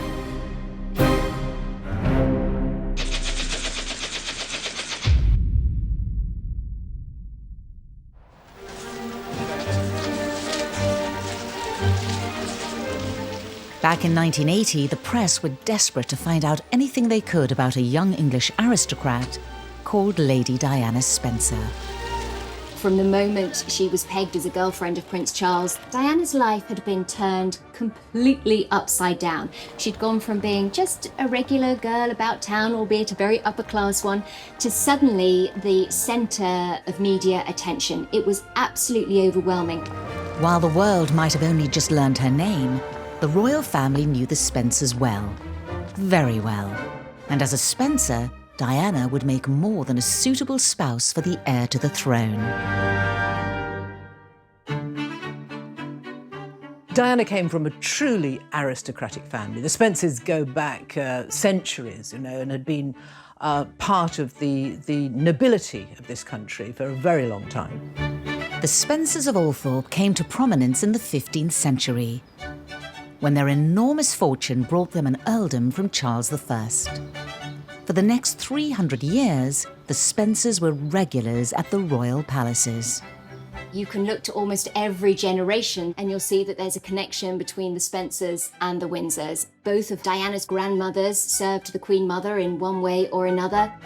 In many ways, Diana was more royal than the royals. She could trace her ancestry back to the first Tudor king, Henry VII. She could trace her ancestry back to James I. Her blue blood was absolutely impeccable. Diana was proud of her heritage. She always used to refer to the House of Windsor as the Germans because her family, the Spencers, had been in Britain for many, many years before the Windsors moved from Germany. So there was that kind of generational snobbishness that her family was, if not as grander than the royal family. Centuries later, the Spencers and the royal family remained close. So close, in fact, that Diana wasn't even the first of her sisters to date the prince. In 1977, the prince was dating her elder sister, Lady Sarah, and had been invited by Sarah and her father to join a shoot on the Althorp estate. Sarah had the Spencer red hair. She had the most fiery temperament. She knew exactly what she wanted. She certainly gave Prince Charles a bit of a runaround. But Sarah had soon blown her chances when she gave a candid interview to the press. What goes on within palace walls stays within palace walls. And to break that rule so openly was a fatal mistake by Sarah. While Sarah and Charles's budding romance was over, the relationship between the Windsors and the Spencers ran much deeper. Diana's father, Johnny Spencer, had been an equerry in Australia when the Queen made a very long tour early in her reign. Johnny Spencer was about as dim as an aristocrat can possibly be. His commanding officer in the army had said that if you set his trousers on fire, it would take him 10 minutes to realize that his bottom was burning. But that was not a big disadvantage because he knew how to behave, he was extremely polite, his manners were impeccable, and he revered the royal family. For the majority of Diana's childhood, the Spencers were the Queen's nearest neighbours. Diana had lived at Park House, which is next door to Sandringham, so she was part of that world. Diana used to go and play at what they called the big house with Prince Andrew, who was almost the same age as her. And one of the nannies actually remembers seeing the Queen on her hands and knees playing hide and seek with Diana and Prince Andrew. The Queen Mother and Lady Fermoy, Diana's maternal grandmother, plotted to see if they could get Charles to marry Diana. The Spencers were perfect to become royal in-laws. They knew royal protocol, they were friends of the royal family, they were British aristocracy. On paper, they couldn't have been better. But while the Spencers had all the right credentials to make this the perfect match, their characters were the polar opposite of the Windsors. The Windsors kept everything to themselves. They wouldn't express their emotions, whereas the Spencers expressed it in volumes, catastrophically sometimes. They argued and fought and were quite dysfunctional. Diana's parents, Johnny and Frances's marriage was particularly volatile. Johnny Spencer was always seen as a gentle sort of figure. That was his public image. But behind closed doors, he did have a temper on him, and Frances too was very forthright, and the two clashed. This very early on damaged Diana as it would any child. No child wants to see their parents screaming at each other. By the time Diana was 6 years old, her parents' marriage was over. The divorce was one of bitterness and acrimony. The family was split. Diana's grandmother testified against her own daughter in favour of Earl Spencer. He won custody of the children, which was very unusual in those days. And Diana was deeply affected by it, to the point where she almost stopped speaking. And it's something which stayed with her all her life. Then in 1976, Althorpe House gained a new, suitably extrovert resident, Diana's stepmother, Rain. Rain was an absolute force of nature. She was a remarkable creature in many ways, famous for this sort of coiffed helmet of hair. She was a massive social climber. Her mother was a very colourful character. She was the Mills and Boon writer, Barbara Cartland, who really turned Rain into a sort of a project, really. Rain, she was determined, was to marry well. She set out not just to marry Johnny Spencer, but to marry a house. She really wanted to be chatelaine of Althorpe. The latest member of the Spencer family did not receive a warm welcome from Diana and her siblings. They used to hum the old nursery rhyme, rain, rain, go away, come back another day, very much in her hearing. Acid rain was a later variant of rain, rain, go away. Acid rain was very apt for Rain in many ways because she had a very sharp tongue on her. There were a lot of clashes between Rain and Johnny's children. Diana had a fantasy of how she would escape the unhappiness of Spencer family life, inspired by her new step-grandmother, Barbara Cartland. Diana, as a child, often had her head buried in these very romantic stories of the girl who's whisked off her feet by the handsome prince. Now, aged 19, Diana's fairy tale ending was within reach. The loud and emotional Spencers and the discreet Windsors would soon be brought together for good. By February 1981, after just 13 dates, Prince Charles was ready to pop the question to the eminently suitable Lady Diana Spencer. Charles invited her down to Windsor Castle, and they were in the nursery. And he just asked her, you know, would you like to marry me? And she said, oh, yes, please. It was just the ultimate dream for her. The beginning of a day to remember for Prince Charles, Lady Diana, and for quite a lot of other people too. The long-awaited, much written about engagement had happened. Diana had aristocratic blood, so when they became engaged, the Queen said, oh, she's one of us. The Spencers were respected aristocrats, but this royal union would propel the family to global fame. Johnny was taking one picture after another. It was very sweet. Very happy for Diana, very happy. Diana looks lovely. beautiful. She looks beautiful. Diana looks lovely, very, very happy. Never seen her look better.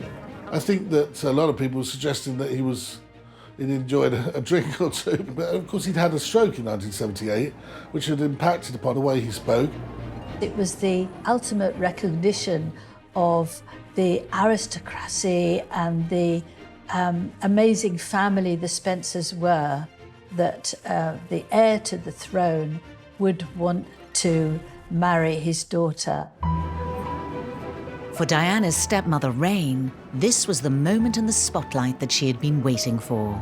Rain wanted to make herself known and so wore a white mink coat so the cameras could focus on her straight away. She was now irretrievably linked to the royal family. She certainly had arrived. People wanted to hear not just from the Queen and the royal family, but from the Spencers. Lady Spencer, what are they going to do now? What are their plans now? When are they going to get married, and where will they go and have their honeymoon, and where will they live? Well, I think so much has got to be decided. You know, there's so many imponderables. The weddings, I think, has been announced, will be in July, but no date has yet been fixed. For the obvious reasons, there's so many people's engagement books to rearrange. While Diana's father was over the moon his daughter would be a royal bride, her mother Frances was wary.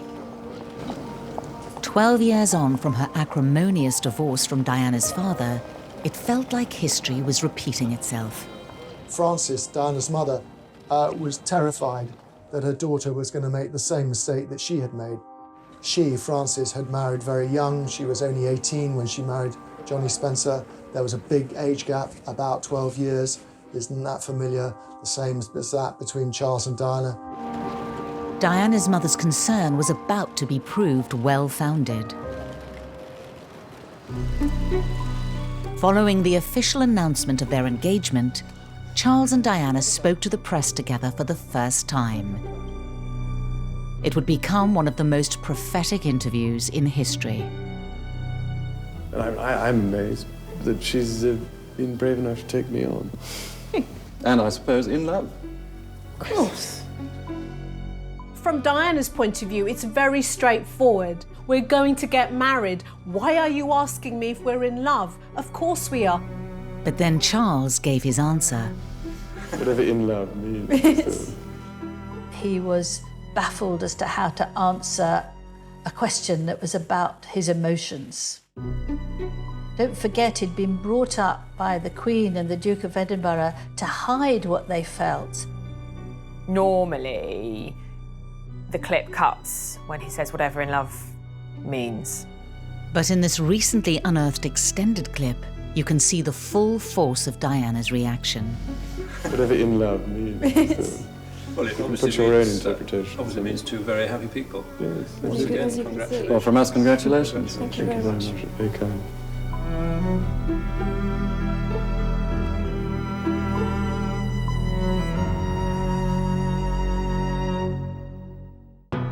God, it's incredible looking at that now.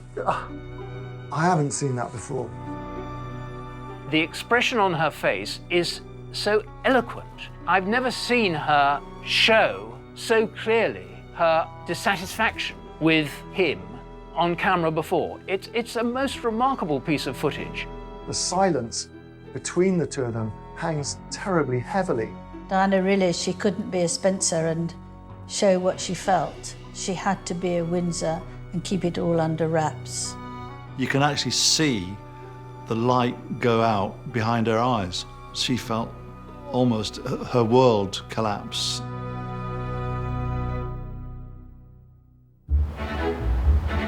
Now the Prince of Wales's fiancée, the royal family felt Diana needed their protection from the press. And so for her last few months as Lady Spencer, Diana stayed at Buckingham Palace. It was the perfect opportunity for the Spencer, who was soon to be a Windsor, to get to know her future in-laws. Diana has talked about being traumatised by her own parents' divorce. She saw getting married and belonging to the Windsor family as an opportunity for her to create a stable, loving, secure family for herself. Moving into Buckingham Palace would have been quite a shock to the system. Prince Andrew was away in the Navy, Prince Edward was away at school, the Queen and Prince Philip, of course, were in residence, but royals don't just drop in on each other. Diana complained about her life at Buckingham Palace as being very lonely. She felt isolated. Diana had serious cold feet. She said to her sisters that she was going to call the wedding off. And the sisters said, "Too late, Dutch," which is their nickname for Diana. "Your face is on the tea towels now, so you can't chicken out."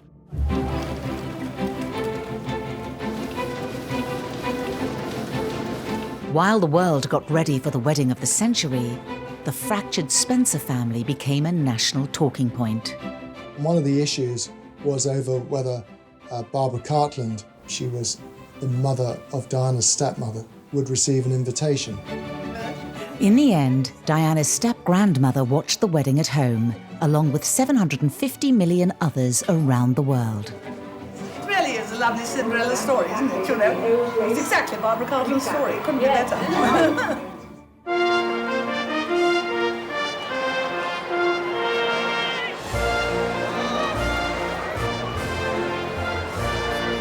Just like to say a word. May I say a word? Please do. Yes. The Spencers have, through the centuries, fought for their king and country. Today, Diana is vying to help her country for the rest of her life. She will be following in the tradition of her ancestors, and she will have at her side the man she loves.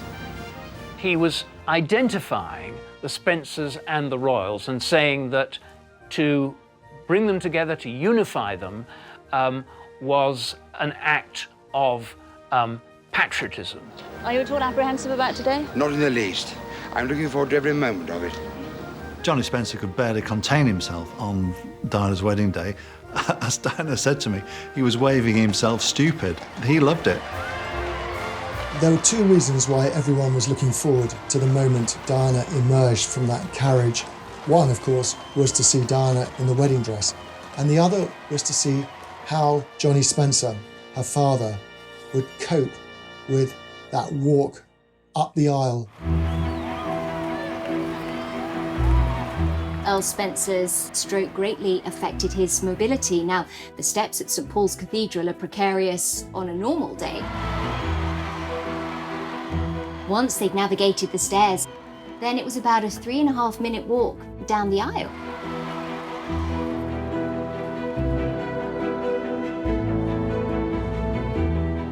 It was a superhuman effort by Lord Spencer, and you can see the concentration on his face.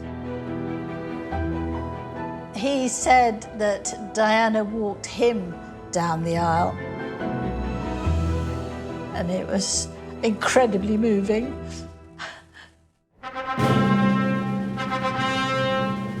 They get to the altar where Prince Charles is, and Johnny Spencer kind of sort of stays there. I imagine for the poor television cameras, it must have been a nightmare. Here was one of the prime shots, and Lord Spencer was sort of blocking it. Just over an hour later, Diana Spencer became a member of the royal family. Prince and Princess of Wales. The Spencers and the Windsors, two families so close throughout British history, were at last officially tied. What a moment for any parents.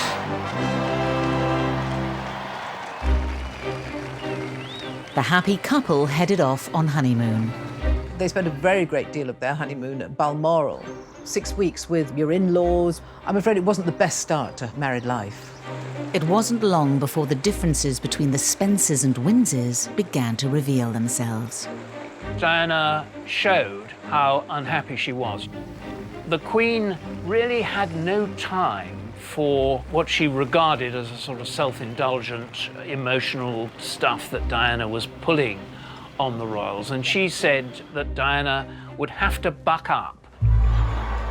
Then on the 21st of June 1982, the Spencer and Windsor families were irreversibly joined together forever. By royal proclamation, the birth of Prince William was announced.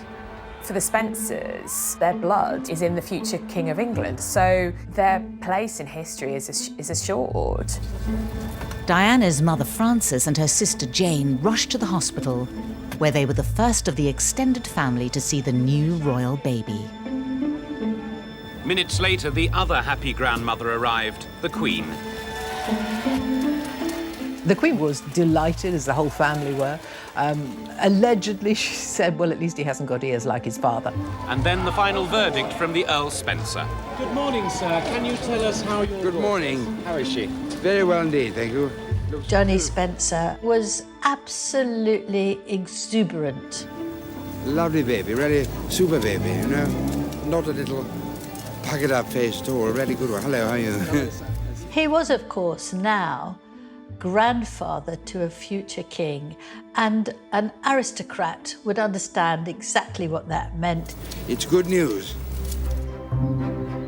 There was even better news in store for Diana's stepmother, Reign. The Queen was coming to Althorpe for tea.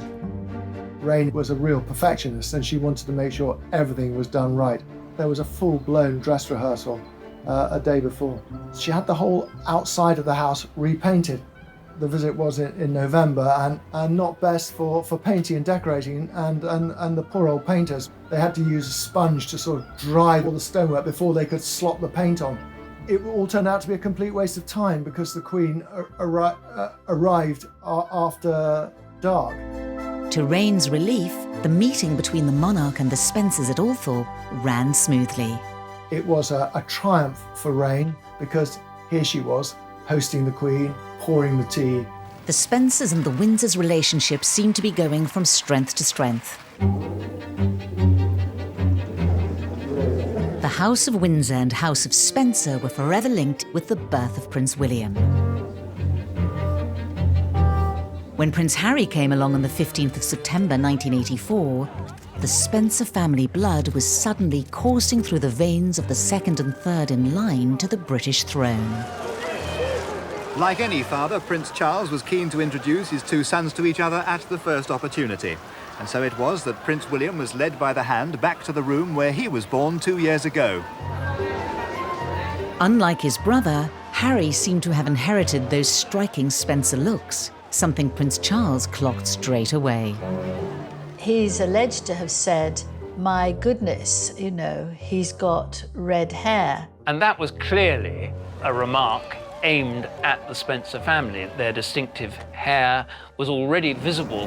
At the entrance to Kensington Palace, the Prince and Princess and their baby arrived from the hospital at speed and swept in without stopping. Then, less than an hour later, Prince Charles left to play polo, something most new fathers would hardly dare to suggest.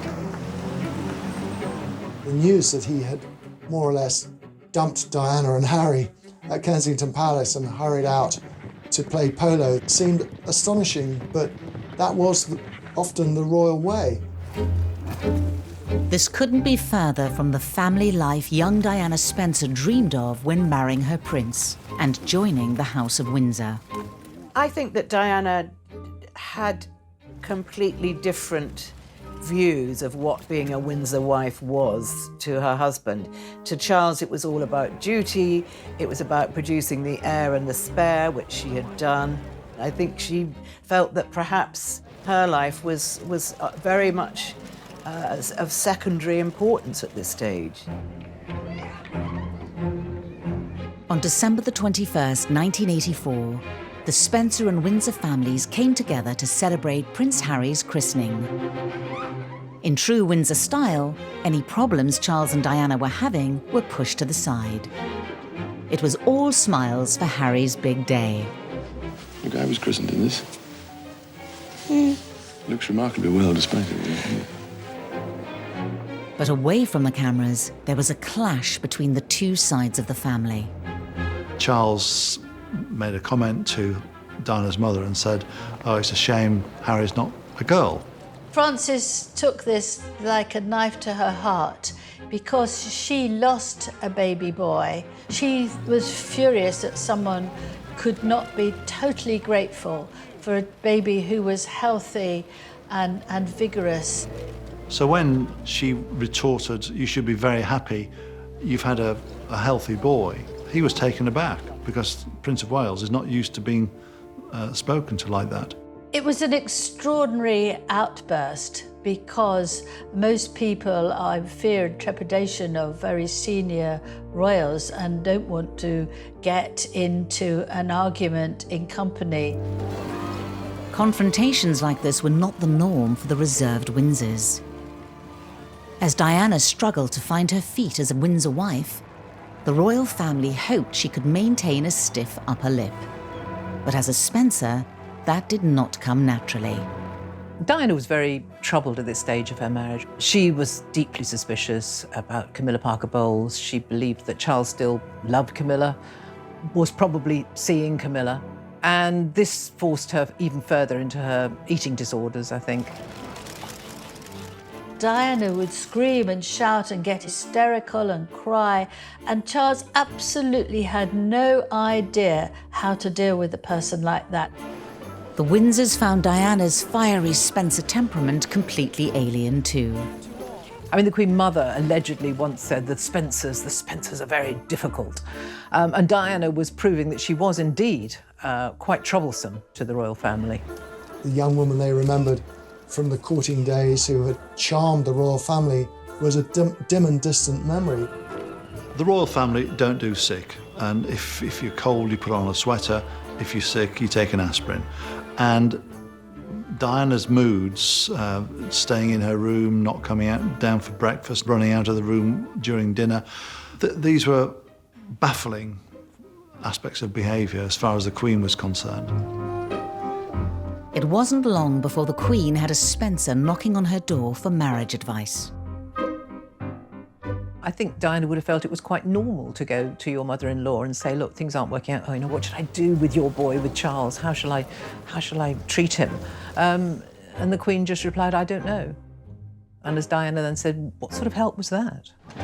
The Queen was a bit of an imperial ostrich who didn't want to be burdened with Diana's emotional baggage. I wonder whether she would have felt trapped inside, you know, the palace walls. Here I am on my own.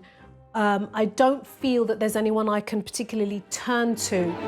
Both families encouraged Charles and Diana to keep up appearances throughout the 80s.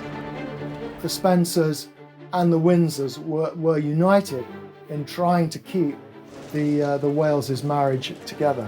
There was very much a sense on all sides that the marriage of the heir to the throne could not fail. But eventually the cracks started to show. All the press attention was focused on the couple's attitude to each other as the gloomy winter evening closed in. Rumours of marriage problems put their relationship under intense public scrutiny. I think it must have been horrific for Diana, actually, to continue this public persona when inside she was falling apart and her marriage was crumbling. By the early 90s, the union that joined the two families was publicly falling apart. It was a difficult period for the Windsors, with two other royal marriages in trouble. An unhappy Diana turned to her own family more and more, but the Spencers also had a terrible year. I mean, 1992 really was bookended by sadness and tragedy. The death of Diana's beloved father in March that year. That was a huge blow for Diana, and in many ways it may have precipitated the things that were to come down the line.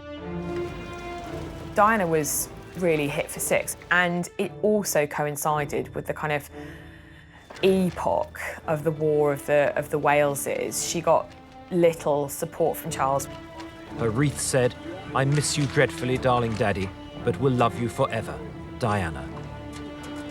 I think she relies on Sarah, Jane and Charles, her three siblings, as you would at a parent's funeral. Then, just 3 months later, the release of Andrew Morton's now infamous book rocked the royal family.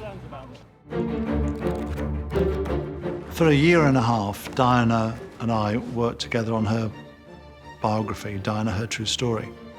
And when it was published in June 1992, people were saying, well, was Diana behind it, or what's going on here?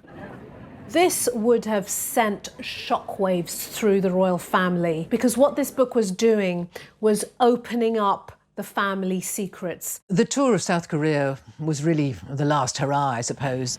It was a picture of unhappiness, of marital turmoil. On the 9th of December 1992, the inevitable announcement was made by Prime Minister John Major. It is announced from Buckingham Palace that, with regret, the Prince and Princess of Wales have decided to separate. Within days, the Spencer family took sides. As the marriage completely unravelled and the awful years that followed, they were immensely loyal to Diana. When Diana separated from Prince Charles, she came to rely a lot more on her big sister, Sarah. Sarah becomes a sort of de facto lady-in-waiting, and she trusts Sarah to be at her right-hand side when she's on official visits abroad. She feels very safe with Sarah. On the 28th of February 1996, Diana agreed to a divorce. The 15-year relationship between the Spencers and the Windsors was all but over. One of the rare occasions when the Queen intervened, because she does try to stay out of the private affairs of her family, but this time she wrote to Charles and she wrote to Diana and she said, get a divorce. She's said to be inside Kensington Palace, very sad and very pensive, according to friends. A royal divorce for the second in line to the throne. This is monumental. You know, this is the breaking up of the fairy tale marriage that they had delivered to the nation. In many ways, there was a sense of relief from the Windsors that the divorce had come about. For Diana's siblings, there was a relief too, because they had sort of been drawn into the vortex of the Diana-Charles saga for so many years. I think everyone was worried about her, how she was going to cope in this sort of post-divorce world. You know, she'd been stripped of her royal title. What was she going to do? She had to find a new role for herself. And as the families began to slip apart, Diana embraced her freedom from the Windsors. No one could have predicted the tragedy that would force them back together.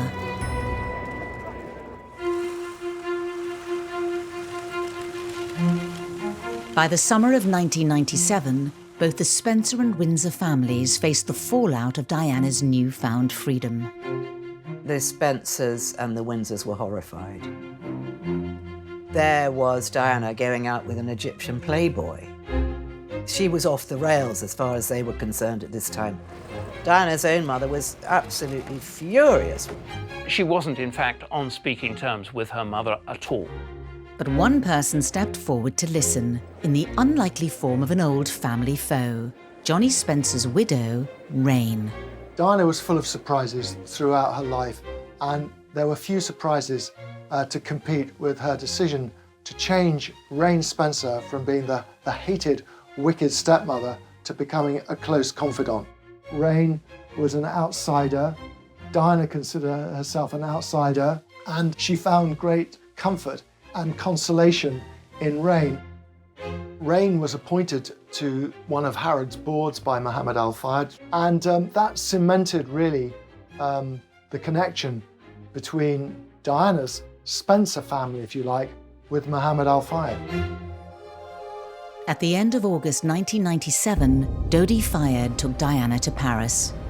The events that followed pushed the already strained relationship between the Spencers and the Windsors to breaking point.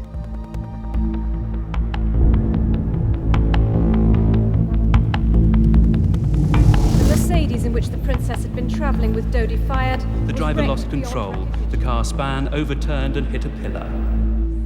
News leaked out slowly to the Spencer family, and it wasn't clear whether Diana was alive or dead. Diana's mother was sitting at home in Scotland waiting. She gets one phone call, Diana's been injured, doesn't get another word. It was a terrible ordeal for the whole family to go through. Just this gradual seeping under the door of information. At 4 a.m., Diana was officially pronounced dead. The British ambassador phoned Balmoral to tell the royal family the news. As far as Prince Charles was concerned, when he heard the news at first, he was absolutely horrified, and he said everybody was going to blame him. But more than that, feeling this was going to have a disastrous effect on the monarchy itself. Prince Charles had made a decision, against the Queen's wishes, to go to Paris with Diana's sisters, Sarah and Jane, to bring Diana home. Charles fought for Diana more strongly after her death than he had done in her life. It was a strange irony. Thrown together in grief, the Spencers and the Windsors had less than a week to make arrangements. There was quite a tussle between the Spencers and the Windsors as to what kind of funeral they wanted. Is she a member of the royal family? Is she a member of the Spencer clan? Is she royal? She's no longer HRH, she's divorced. I mean, who is she? There was a huge falling out, certainly between Charles Spencer and the Prince of Wales, and they had a big verbal altercation on the telephone. So much so, the Prince of Wales ended up hanging the phone up on Charles Spencer. Charles Spencer was too Spencer-like and Prince Charles was too Windsor-like, so they never connected. The planning for the funeral was extremely fraught, but it was largely kept in the hands of the palace.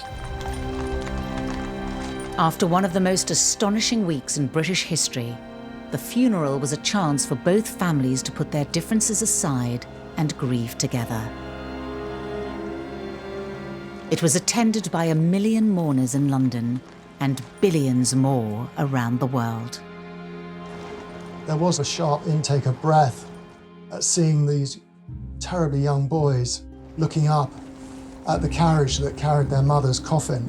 Royal tradition is that the male members of the family do accompany the funeral cortege.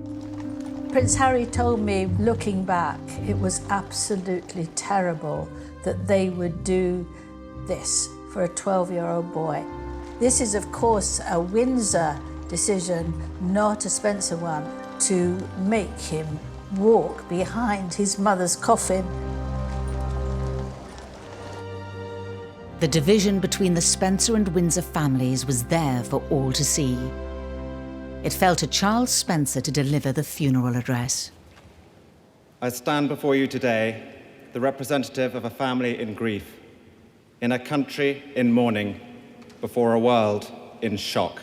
Earl Spencer's eulogy was one of the most astonishing speeches of the 20th century. On behalf of your mother and sisters, I pledge that we, your blood family, will do all we can to continue the imaginative and loving way in which you are steering these two exceptional young men, so that their souls are not simply immersed by duty and tradition, but can sing openly as you planned. It was devastating in its assault on the royal family, in the sense that it was suggested that the boys had been constricted by these old-fashioned fuddy-duddy traditions. I was reporting it sort of opposite the Abbey, and when we heard that eulogy, I thought, oh my goodness, he's actually damning the royal family. And the Queen is his godmother. That's how closely bound the Windsors and the Spencers are. And I think it was extremely courageous of the Earl to make his feelings so pointedly known. This was a rapier thrust from her own godson, and I think the Queen was quite shaken by it, actually. It was possibly the most audacious eulogy in front of the Queen for hundreds of years by a member of the aristocracy. Critical of the monarch to her face, critical of the royal family to their faces. It was an extraordinary kind of act of rebellion. After this scathing attack, could the Spencers' relationship with the Windsors ever recover? The death of Diana was the death of the very long-term relationship between the Windsors and the Spencers. There was such bad feeling. The relationship between the two families was very much broken for a long time. After the funeral, Diana was taken back to the Spencer family estate at Althorpe to be buried. Charles Spencer, said she's a Spencer, she's come back home. On the way to Althorpe, the Queen's private secretary offered to reinstate Diana's HRH title in an attempt to reconcile their differences. Sir Robert Fellows did offer to reinstate that title, Her Royal Highness, for Diana, but Charles Spencer refused that offer. The Spencer and the Windsor families will always be linked by William and Harry.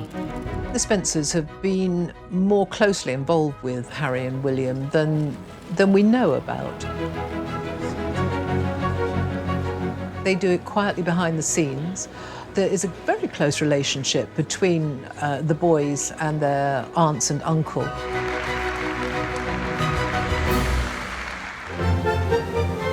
In 2004, the Diana Memorial Fountain was unveiled in Hyde Park. The Spencers and the Windsors were there en masse for the first time since Diana's funeral. The event was a chance for the two families to rebuild their troubled relationship. Of course, there were difficult times, but memories mellow with the passing of the years. It was a sort of truce between the two families that let's move on. We will try to repair the damage as much as we can. The relationship between the Windsors and the Spencers has been strained over the years, but both families are now invested together in the British monarchy. Both families have put the past behind them. They did have to bury the hatchet because William is the future king. He is part Spencer and part Windsor. The Spencers and the Windsors have been, at times, the clash of the titans. They've been two families with a deep relationship, and without the Spencers, the Windsors wouldn't be the family they are today. The Duke and Duchess of Cambridge are one of the most famous couples on the planet. Despite their very different family backgrounds, Kate started dating William while studying art history at the University of St Andrews. Little did she know this relationship would change her family's life forever. They are incredibly popular as young members of the royal family on whom an awful lot of responsibility has been placed. As a commoner, born into a middle-class home counties English family, Kate's integration into the royal family hasn't been easy. They started dating, but very quietly. No one knew very much about it, only their closest circle of friends. There's talk that when Prince Charles was younger, that his girlfriends used to call him Sir. I can't imagine knowing William that would be anything like that. Here we have the monarchy. It has its own peculiar rules and protocol which stretch back hundreds of years. Now, can you imagine stepping into that world and trying to integrate yourself? That is a very steep learning curve.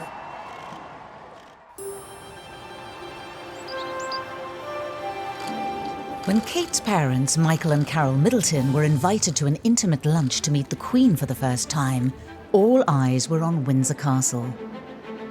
It must have been quite awesome to be going through those doors of the ancient medieval castle, these huge buildings that you know are steeped in history, where terribly important people live.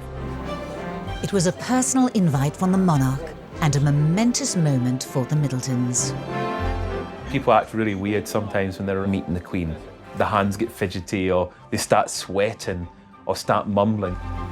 In meeting the monarch, the Middletons needed to navigate the royal rules very carefully. Grant Harold spent 7 years as a butler in the royal household. One of my jobs was, when people came to meet the royals, was to make sure that they were relaxed, calm, if they wanted any advice or guidance. And that's everything from the gentlemen do a neck bow, not a waist bow, and ladies do a curtsy, not too low down, because otherwise you might not come back up. I can just imagine Carol going through her wardrobe and trying to choose the perfect gown. I would say that always err on the side of grace and elegance, preferably a long sleeve.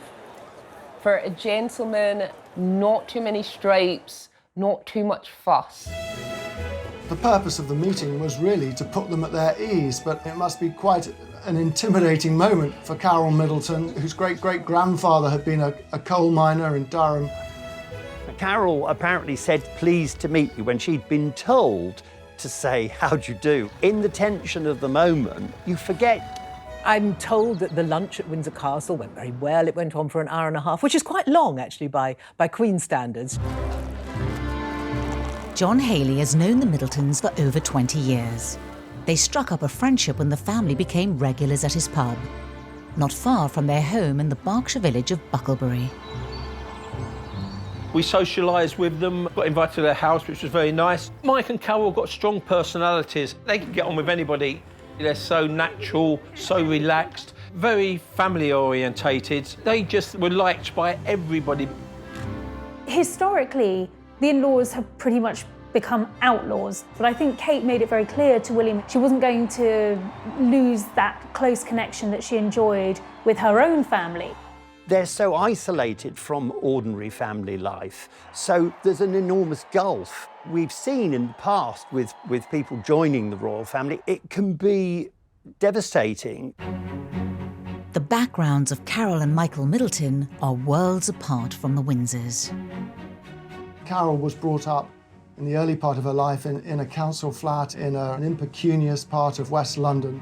You don't have to go back too far in the generations and you reach the Durham connection. For many generations, her family were coal miners. There have been lots of reports about Carol's very humble upbringings. She was kind of a grafter who moved up the ranks and became a flight attendant at British Airways. Michael comes from rather slightly grander stock. His family hail from Yorkshire, and they had made a fair bit of money. He became flight dispatcher for British Airways, and do you know what? They ran into one another, and love blossomed. The Middletons moved to Bucklebury in 1995. Kate and her younger siblings, Pippa and James, enjoyed an idyllic childhood. Bucklebury is a very quaint little village, as you imagine in an Agatha Christie story. And there's a village green, a little butcher's, a newsagent's, little local pub. Bucklebury is quite a mixture of people. You've got some fabulously wealthy people, lovely big houses. They're a very close-knit community, and they all stand by each other. The Middleton family are incredibly close. Pippa Middleton is Kate's best friend.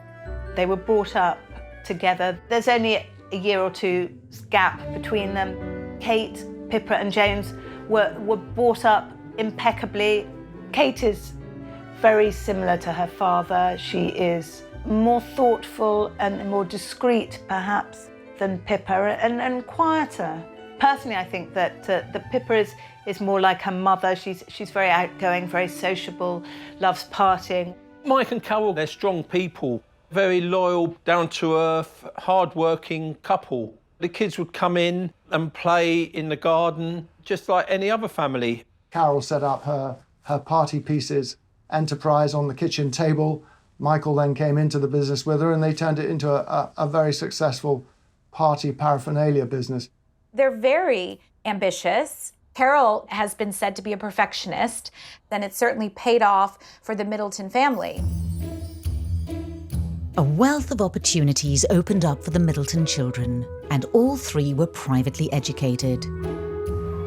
At the age of 14, Kate was sent to the prestigious Marlborough College, where fees can hit almost £40,000 a year. Carol was determined that they would go to very good private schools. She wanted her daughters to make the sort of connections with the right sort of people. Pippa followed Kate to Marlborough College. The two of them were very competitive with one another. I think, if anything, Pippa became the better sportswoman. She went to Edinburgh, where she read English. At St Andrews University, Kate and William kept their burgeoning relationship very quiet. The press was sniffing around and saying, is there something going on here? But they would always say, no, we're just all housemates. You know how it is at university, load of students. And the rest of the Middletons treated the news with the utmost discretion. I've interviewed several members of the family over the years, and when William and Kate began dating, Carol actually phoned members of the family to tell them to be on their guard. I mean, they must have been dying to tell people, do you know, our daughter is dating Prince William. But I think they kept it a very tight circle. As William and Kate's relationship blossomed, William visited the Middleton family home in Bucklebury. I think that there are people that would say, we take us as we are. This is our house, our home, and you're invited into it. But I don't think they would necessarily then think they've got to put on a show. William and Carol struck a very close bond very early on. He would definitely have been happy to have a mother figure like Carol, who was very nurturing and reliable and trustworthy. The Bucklebury locals made William feel very much at home. And the very first time actually Prince William came in, the first thing he was looking for was a mint Viennetta.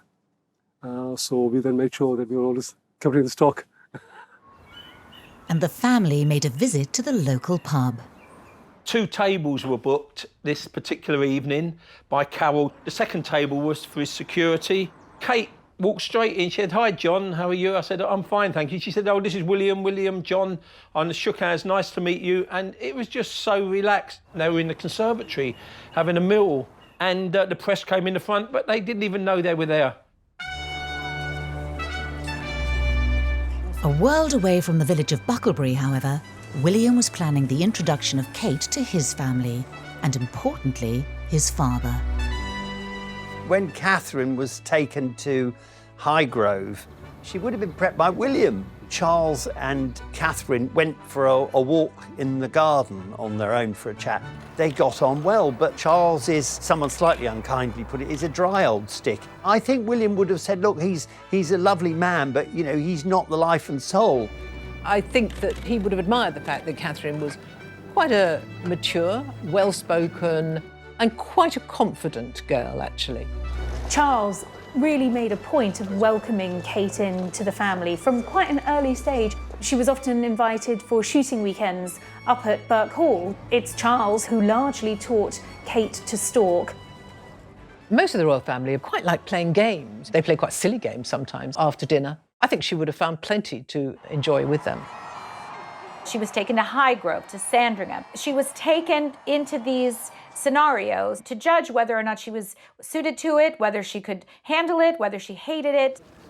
There were so many lessons of Princess Diana because no one wanted another bride who was miserable. I'd heard that Camilla wasn't very keen on Catherine. She didn't shoot. She's not interested in horses particularly. There was too much of a gap and that William would feel it. But I think it's true to say Camilla later warmed to Catherine and recognised her solid virtues. Harry took some winning over. I think sometimes he felt that Kate was a bit straight and kept his brother a bit too much on the straight and narrow. And I do remember Harry telling one of their friends, "Oh, he's become so boring." But actually, he grew to love Kate and to see her as the sister, really, that he's never had. Catherine Middleton. After graduating from St Andrews University with a 2-1, Kate moved into her parents' flat in London. But she was soon hit with the harsh reality of being the girlfriend of the future monarch, catapulted into the centre of a media frenzy. Suddenly, overnight, everybody wants a piece of you. Now, psychologically, that can have a hugely stressful impact. In fact, some people who've become famous overnight describe it as being very traumatizing. She'd be surrounded by news crews, 20 cameramen. It's pretty tough, but she didn't complain about it publicly. Kate was advised to watch a film of how Diana dealt with the press. That might have been a salutary lesson for Catherine. You've got to accept that early on, you're not going to like it.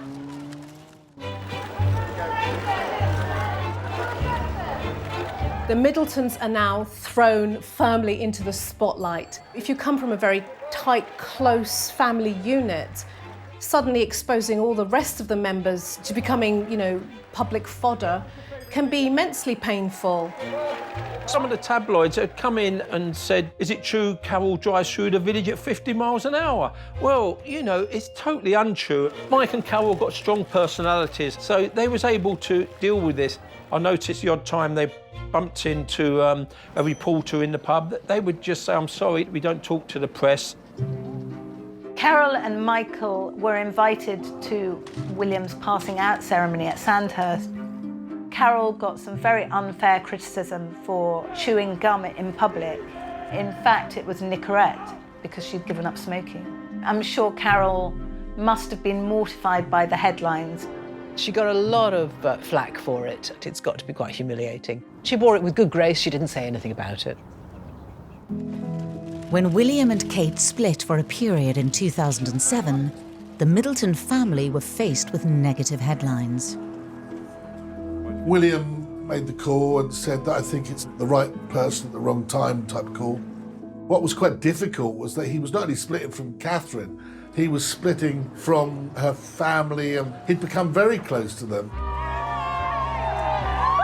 Carol Middleton in particular was a target of the tabloid press. Snide remarks. She was too pushy. Rumours that Carol and Catherine had a plan to almost ambush William at St Andrews. None of these have been proved to be true. She had to take some stick over her mum being an air stewardess. You know, cross-deck doors to manual was said a few times, I think. This is a woman that built a very, very successful business, so I don't think she really gave two hoots about it, from what I understand. William was very upset, and he telephoned the Middletons very quickly to say that the criticisms had not come from him or any of the royals. You could say they were almost royal in the way they dealt with all the press attention, actually. They're quite savvy, the Middletons. They just put up and shut up, and that was a very sound strategy. On nights out in London, newly single Kate was seen to be sporting an adventurous style. It was Carol who said to Kate, "You go and show him what he's missing." Carol knew that her daughter was perfect future queen material. If this was indeed a plan cooked up by Carol Middleton, it certainly worked. Around 10 weeks later, the relationship was back on. I was so excited that they were actually back together. One of my favourite memories was Prince Charles's birthday. There was a girl standing on her own, but nobody was speaking to her. This lady was Kate Middleton. I felt sorry, so I walked over to her and started chatting to her. The fact they just got back together, and there might have been that thing where people didn't really know what to kind of say. Despite the press intrusion, William and Kate's relationship was seemingly stronger than ever. Kate was finally introduced to the most revered royal relative of them all, the Queen. In 2008, Kate attended the wedding of Peter Phillips and Autumn Kelly at St George's Chapel in Windsor. William wasn't able to go to that wedding. For Catherine to attend on her own was really quite significant. I can only imagine it would have been a roller coaster of emotions and a desperate need to want to get it right, and also to impress the Queen, the monarch, but also this is her boyfriend's grandma. But it was a private moment when Kate finally met the head of the House of Windsor. It would have been carefully choreographed by royal advisors. She would have been told, you know, just to wait for the Queen, and the Queen would have had someone there to point out Catherine. At the reception, the Queen came over and spoke to Catherine, and reportedly, you know, they had a little chat. It was very pleasant, and the Queen let it be known that she'd been wanting to meet Catherine for a long time. I'm sure that the Queen and Kate found loads to talk about. Kate studied history of art at university, and the Queen obviously has an extensive collection of fine paintings, and they both adore the countryside. You see, the thing about Kate, she just has this ability. I think it's partly being confident, being very smiley, but crucially not being embarrassed about who she is. The Queen would have warmed to that.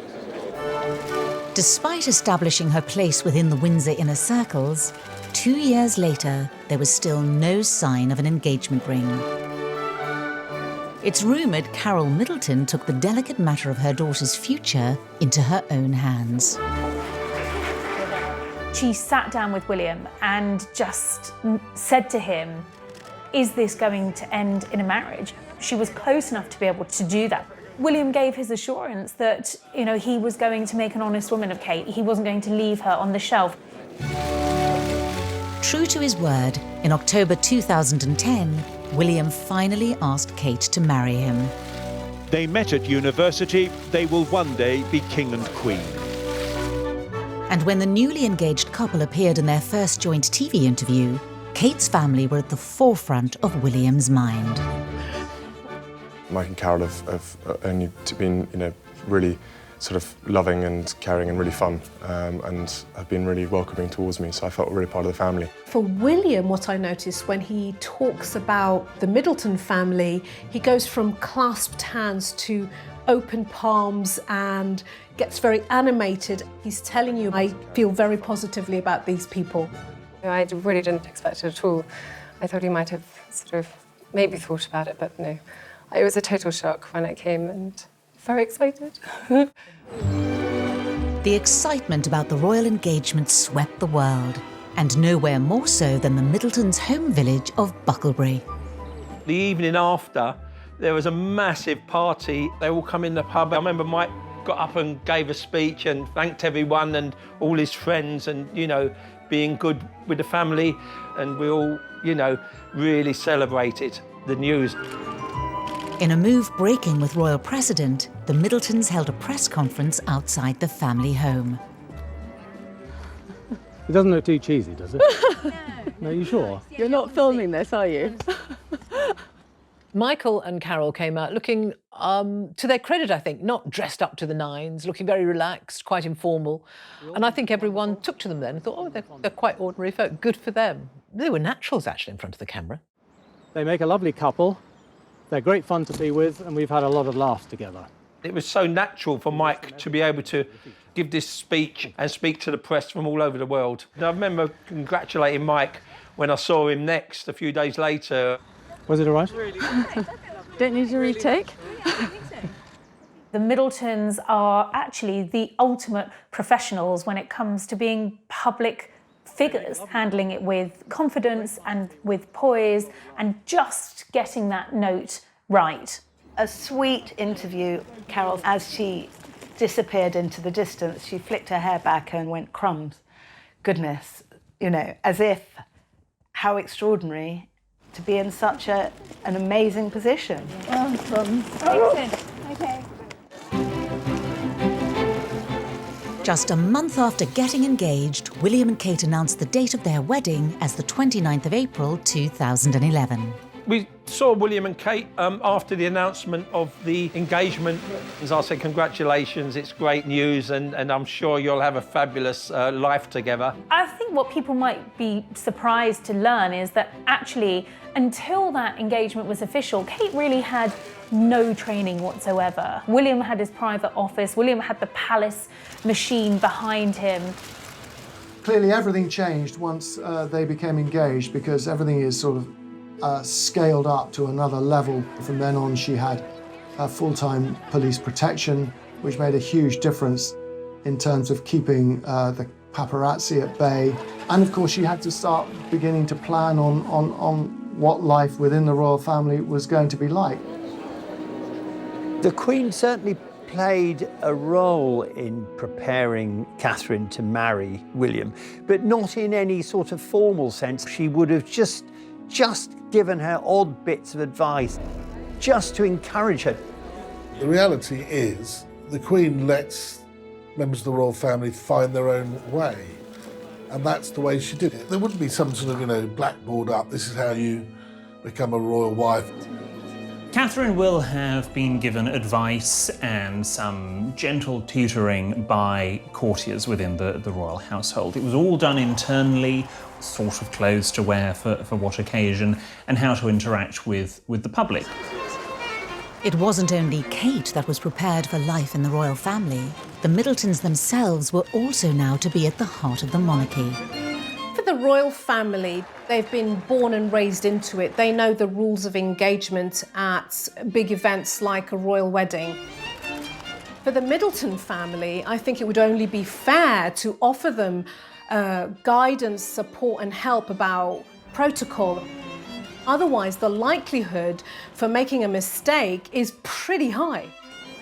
The wider Middleton family would have been given some support, particularly Mum and Dad, so there'd be security checks and making sure they've got all the correct procedures in place for that. Should be so proud now to know that he's in that position. William sat down with them, he explained to them how things would change. He made sure that he was there for them. Carol had William's number in her phone, as did Michael, so that they could call him if they needed him. I remember from a butler's point of view, when I joined, you know, you're made aware from that day forward, your life is never going to be quite the same. So can you imagine when we're talking about Kate Middleton and her family marrying into the royal family? Of course, it is going to change their lives. As Kate and her family adjusted to life in the royal firmament, plans for the wedding took shape. I mean, this was not going to be just some ordinary family wedding because it involved the heir in line to the throne. It was going to be at one of the grandest churches in the land, at Westminster Abbey, and inevitably it meant that many of the preparations had to be taken out of the Middletons' hands and put in the hands of the royal household. Weddings cause fights and rifts in the best of families. And so I'm sure there were some very fraught moments in the planning of William and Kate's wedding as well. The Middletons did spend a lot of money themselves, and with that money came control. She was able to express personal taste and judgment. The thing about Catherine that works so well is that she does have her own mind, and she does like to make decisions about what she does and how she appears, but she does it within a framework that's acceptable to the royal family. For a few of the Middleton family friends in Bucklebury, it meant an unexpected invite. She said, "Oh, hi, John, this is Pippa." I said, "Oh, what can I do for you?" She said, "Kate's asked me to phone you and would like to know if you'd like to come to the wedding." It was just great of Kate to invite a couple of dozen friends from the area. It says something special about Kate because, you know, she didn't want it just to be a royal wedding. She wanted her family there, her friends there. And there was one member of the Middleton family in particular who had captured the press and public's imagination. No one really knew who Pippa Middleton was, but my goodness, if you didn't know who she was before the royal wedding, you certainly knew who she was afterwards. I think that dress certainly propelled her into the public domain, with many people discussing her look and her shape and so on. It had a series of beautiful little satin buttons down the back, all the way down the back, in really rather a demure but undeniably sexy way. And it was Pippa's rear, which caught the attention of the media almost more than the royal bride. These two families from very different worlds came together publicly for the first time as they stepped onto the balcony of Buckingham Palace. Well, for William, I would have thought it was probably something that he was fine with because he's been doing it since he was a little kid. But I can imagine for Kate wandering out on the balcony and then you see this huge swathe of people. It must have looked magnificent.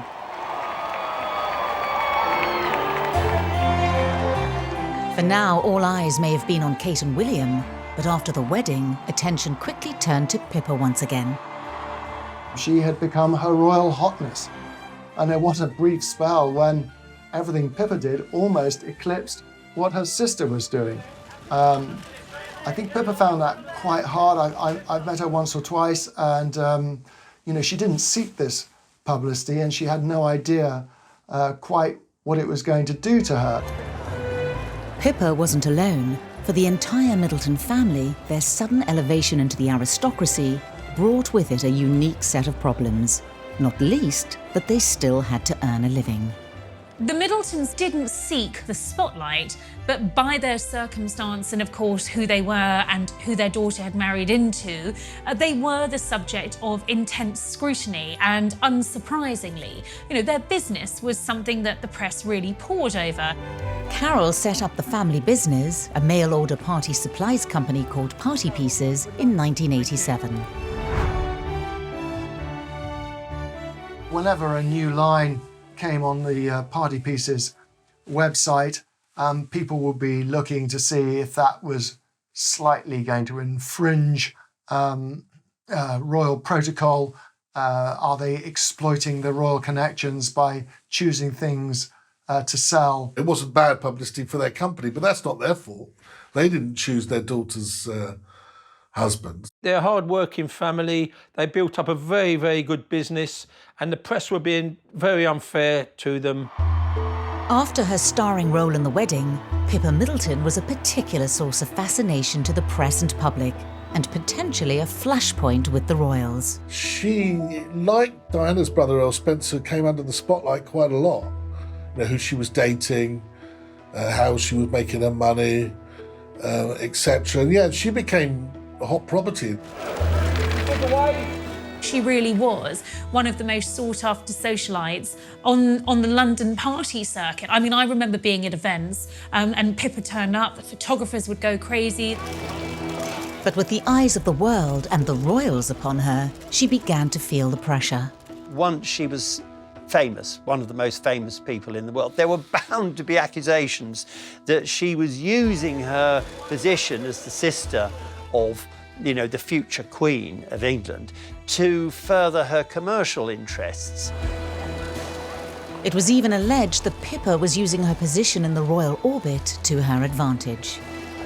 Whether that was getting a deal with Waitrose, writing a party planning book, being on the top of the guest list for some of the biggest parties in London. Pippa Middleton has had an interesting journey. You know, we had the book on entertainment that was written, although the advance was huge, paid to Pippa and contained such fascinating insights, such as if you're going to host a stargazing party, it's best to do it at night. I think it did get to the point, particularly for Pippa, where she was advised just to keep a lower profile. I think it did get to the point, certainly where at the palace, there was a level of concern about just how much exposure Pippa was getting. And I think at that point, a word was had, you know, from Kate to her sister, just to say, look, it's in your best interest to just dial this down a little bit. The youngest member of the Middleton family, James, wasn't immune to criticism either. James was a very young man at the time his sister married, and of course, you know, he had a lot of growing up to do. There were some nude pictures that emerged of James Middleton, taken years before, but splashed across some of the papers. It must be very hard when you're just a private person going about your own life to find your past dragged up and your bins gone through and cameras trained on you when you least expected. It was around James's business dealings that the scrutiny became most intense and potentially damaging to the family's new royal connection. Of course, they're not royal, but they're still somehow connected. So for Pippa and James, every attempt they made to support themselves, to start a business, to write a book, to whatever it was going to be criticized heavily and scrutinized. So there were privileges and perks of being associated with the royals, but there was also a lot of pressure and scrutiny and negative headlines. James is slightly younger, a few years younger than his sisters, and has been somewhat overshadowed by them, I think, but he is very close to them. Very much a chip off the Middleton family block.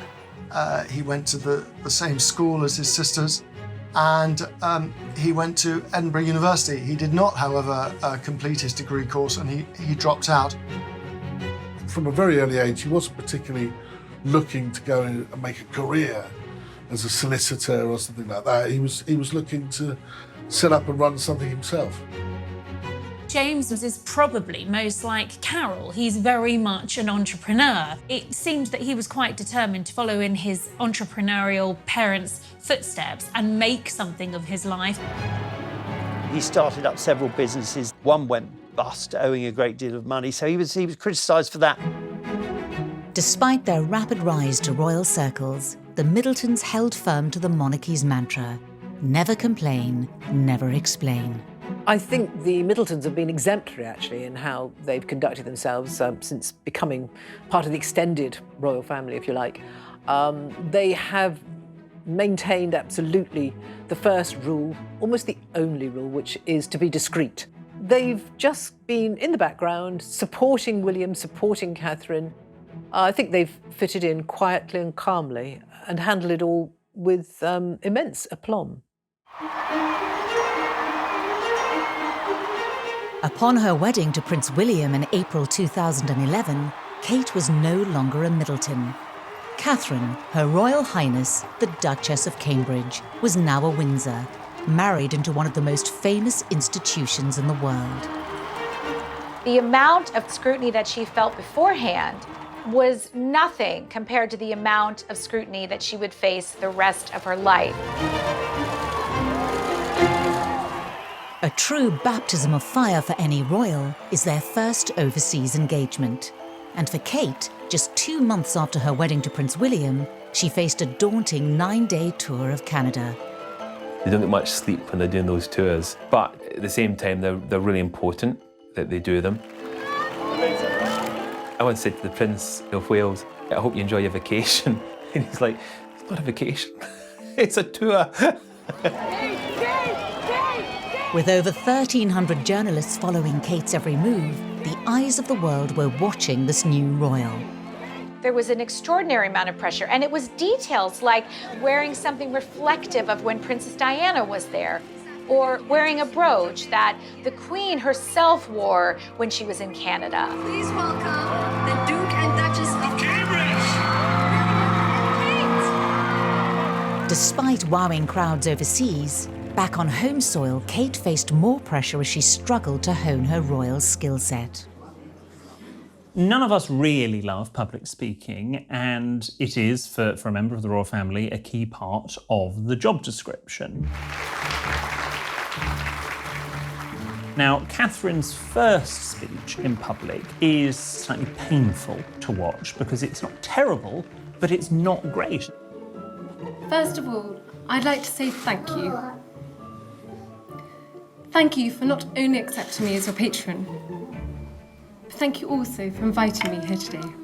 You can see that she was incredibly nervous. There's zero personality, but to be perfectly honest, for a royal speech, you're not massively meant to put personality in, but you can put a little bit more than what Catherine gave it. It is a shining example of the support and the care that is delivered not just here, but in the children's hospice movement at large, up and down the country.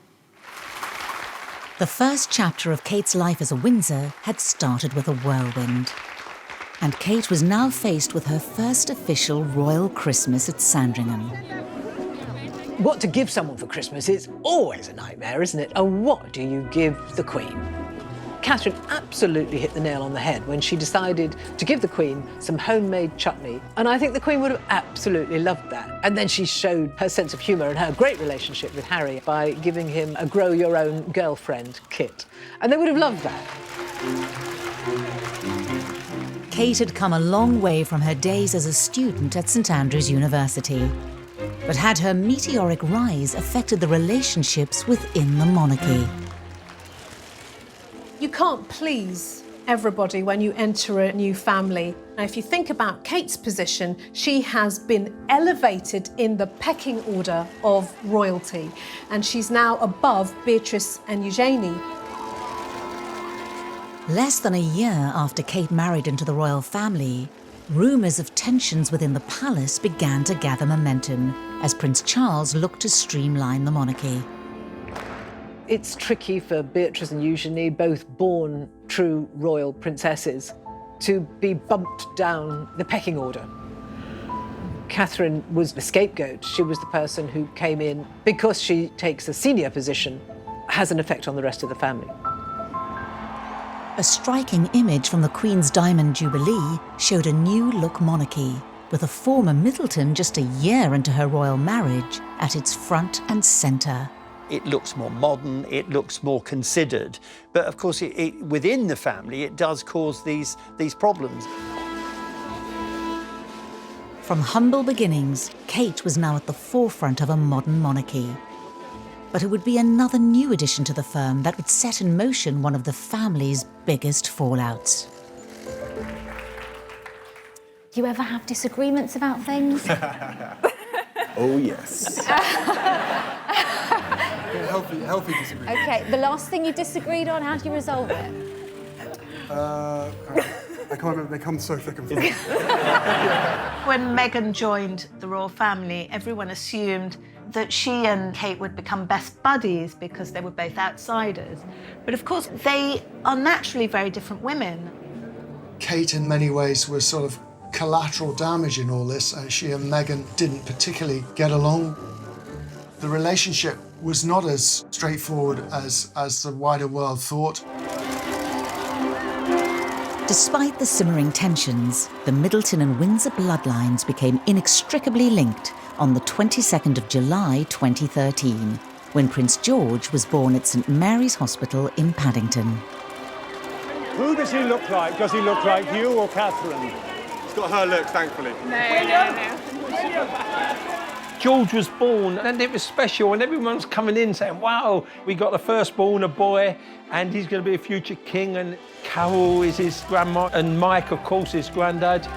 He's absolutely beautiful. They're both doing really well, and we're so thrilled. Kate and William came to visit the Middletons. I was invited round for a glass of wine and we met, and that was a special time. I'm not good with babies, really, but it was good to be able to meet the future king. And within 5 years, Kate and William's brood had grown with the arrival of Princess Charlotte and Prince Louis. One future king and his 2 younger siblings. But who will have the greatest say in their future? Oh, how's that? I suspect everyone thinks that in terms of the children, the royal family will inevitably have the most influence. But that's entirely wrong. It will be the Middletons who have the influence because the royal family is too formal, it's too stuck in its ways. I think there's going to be a modification of the royal upbringing, which is in part just because we're living in different days, but also because Kate had a very sensible upper middle class upbringing, and she'll want her boys to experience some of that. Regardless of his upbringing, Prince George, along with siblings Charlotte and Louis, will have an undeniable date with destiny. One day, Prince George will be King George VII. And it's amazing to think that he is descended from a family of miners in County Durham. Since their introduction to the royal firm almost 20 years ago, the Middleton family have succeeded where many others have fallen short. The village is very proud of Kate. Mike and Carol have conducted herself so well, considering the pressure they had on them. Not many people could have done that. To integrate with the royal family the way they have, I think they've done an absolutely great job. I think one of the Middletons' great strengths is they're a very close family and they support one another and they can talk to one another. They just quietly get on with their lives, and that's exactly what you need to do when you're associated with royalty. Don't draw attention to yourselves. You couldn't have picked a more perfect family to marry into the royals than the Middletons.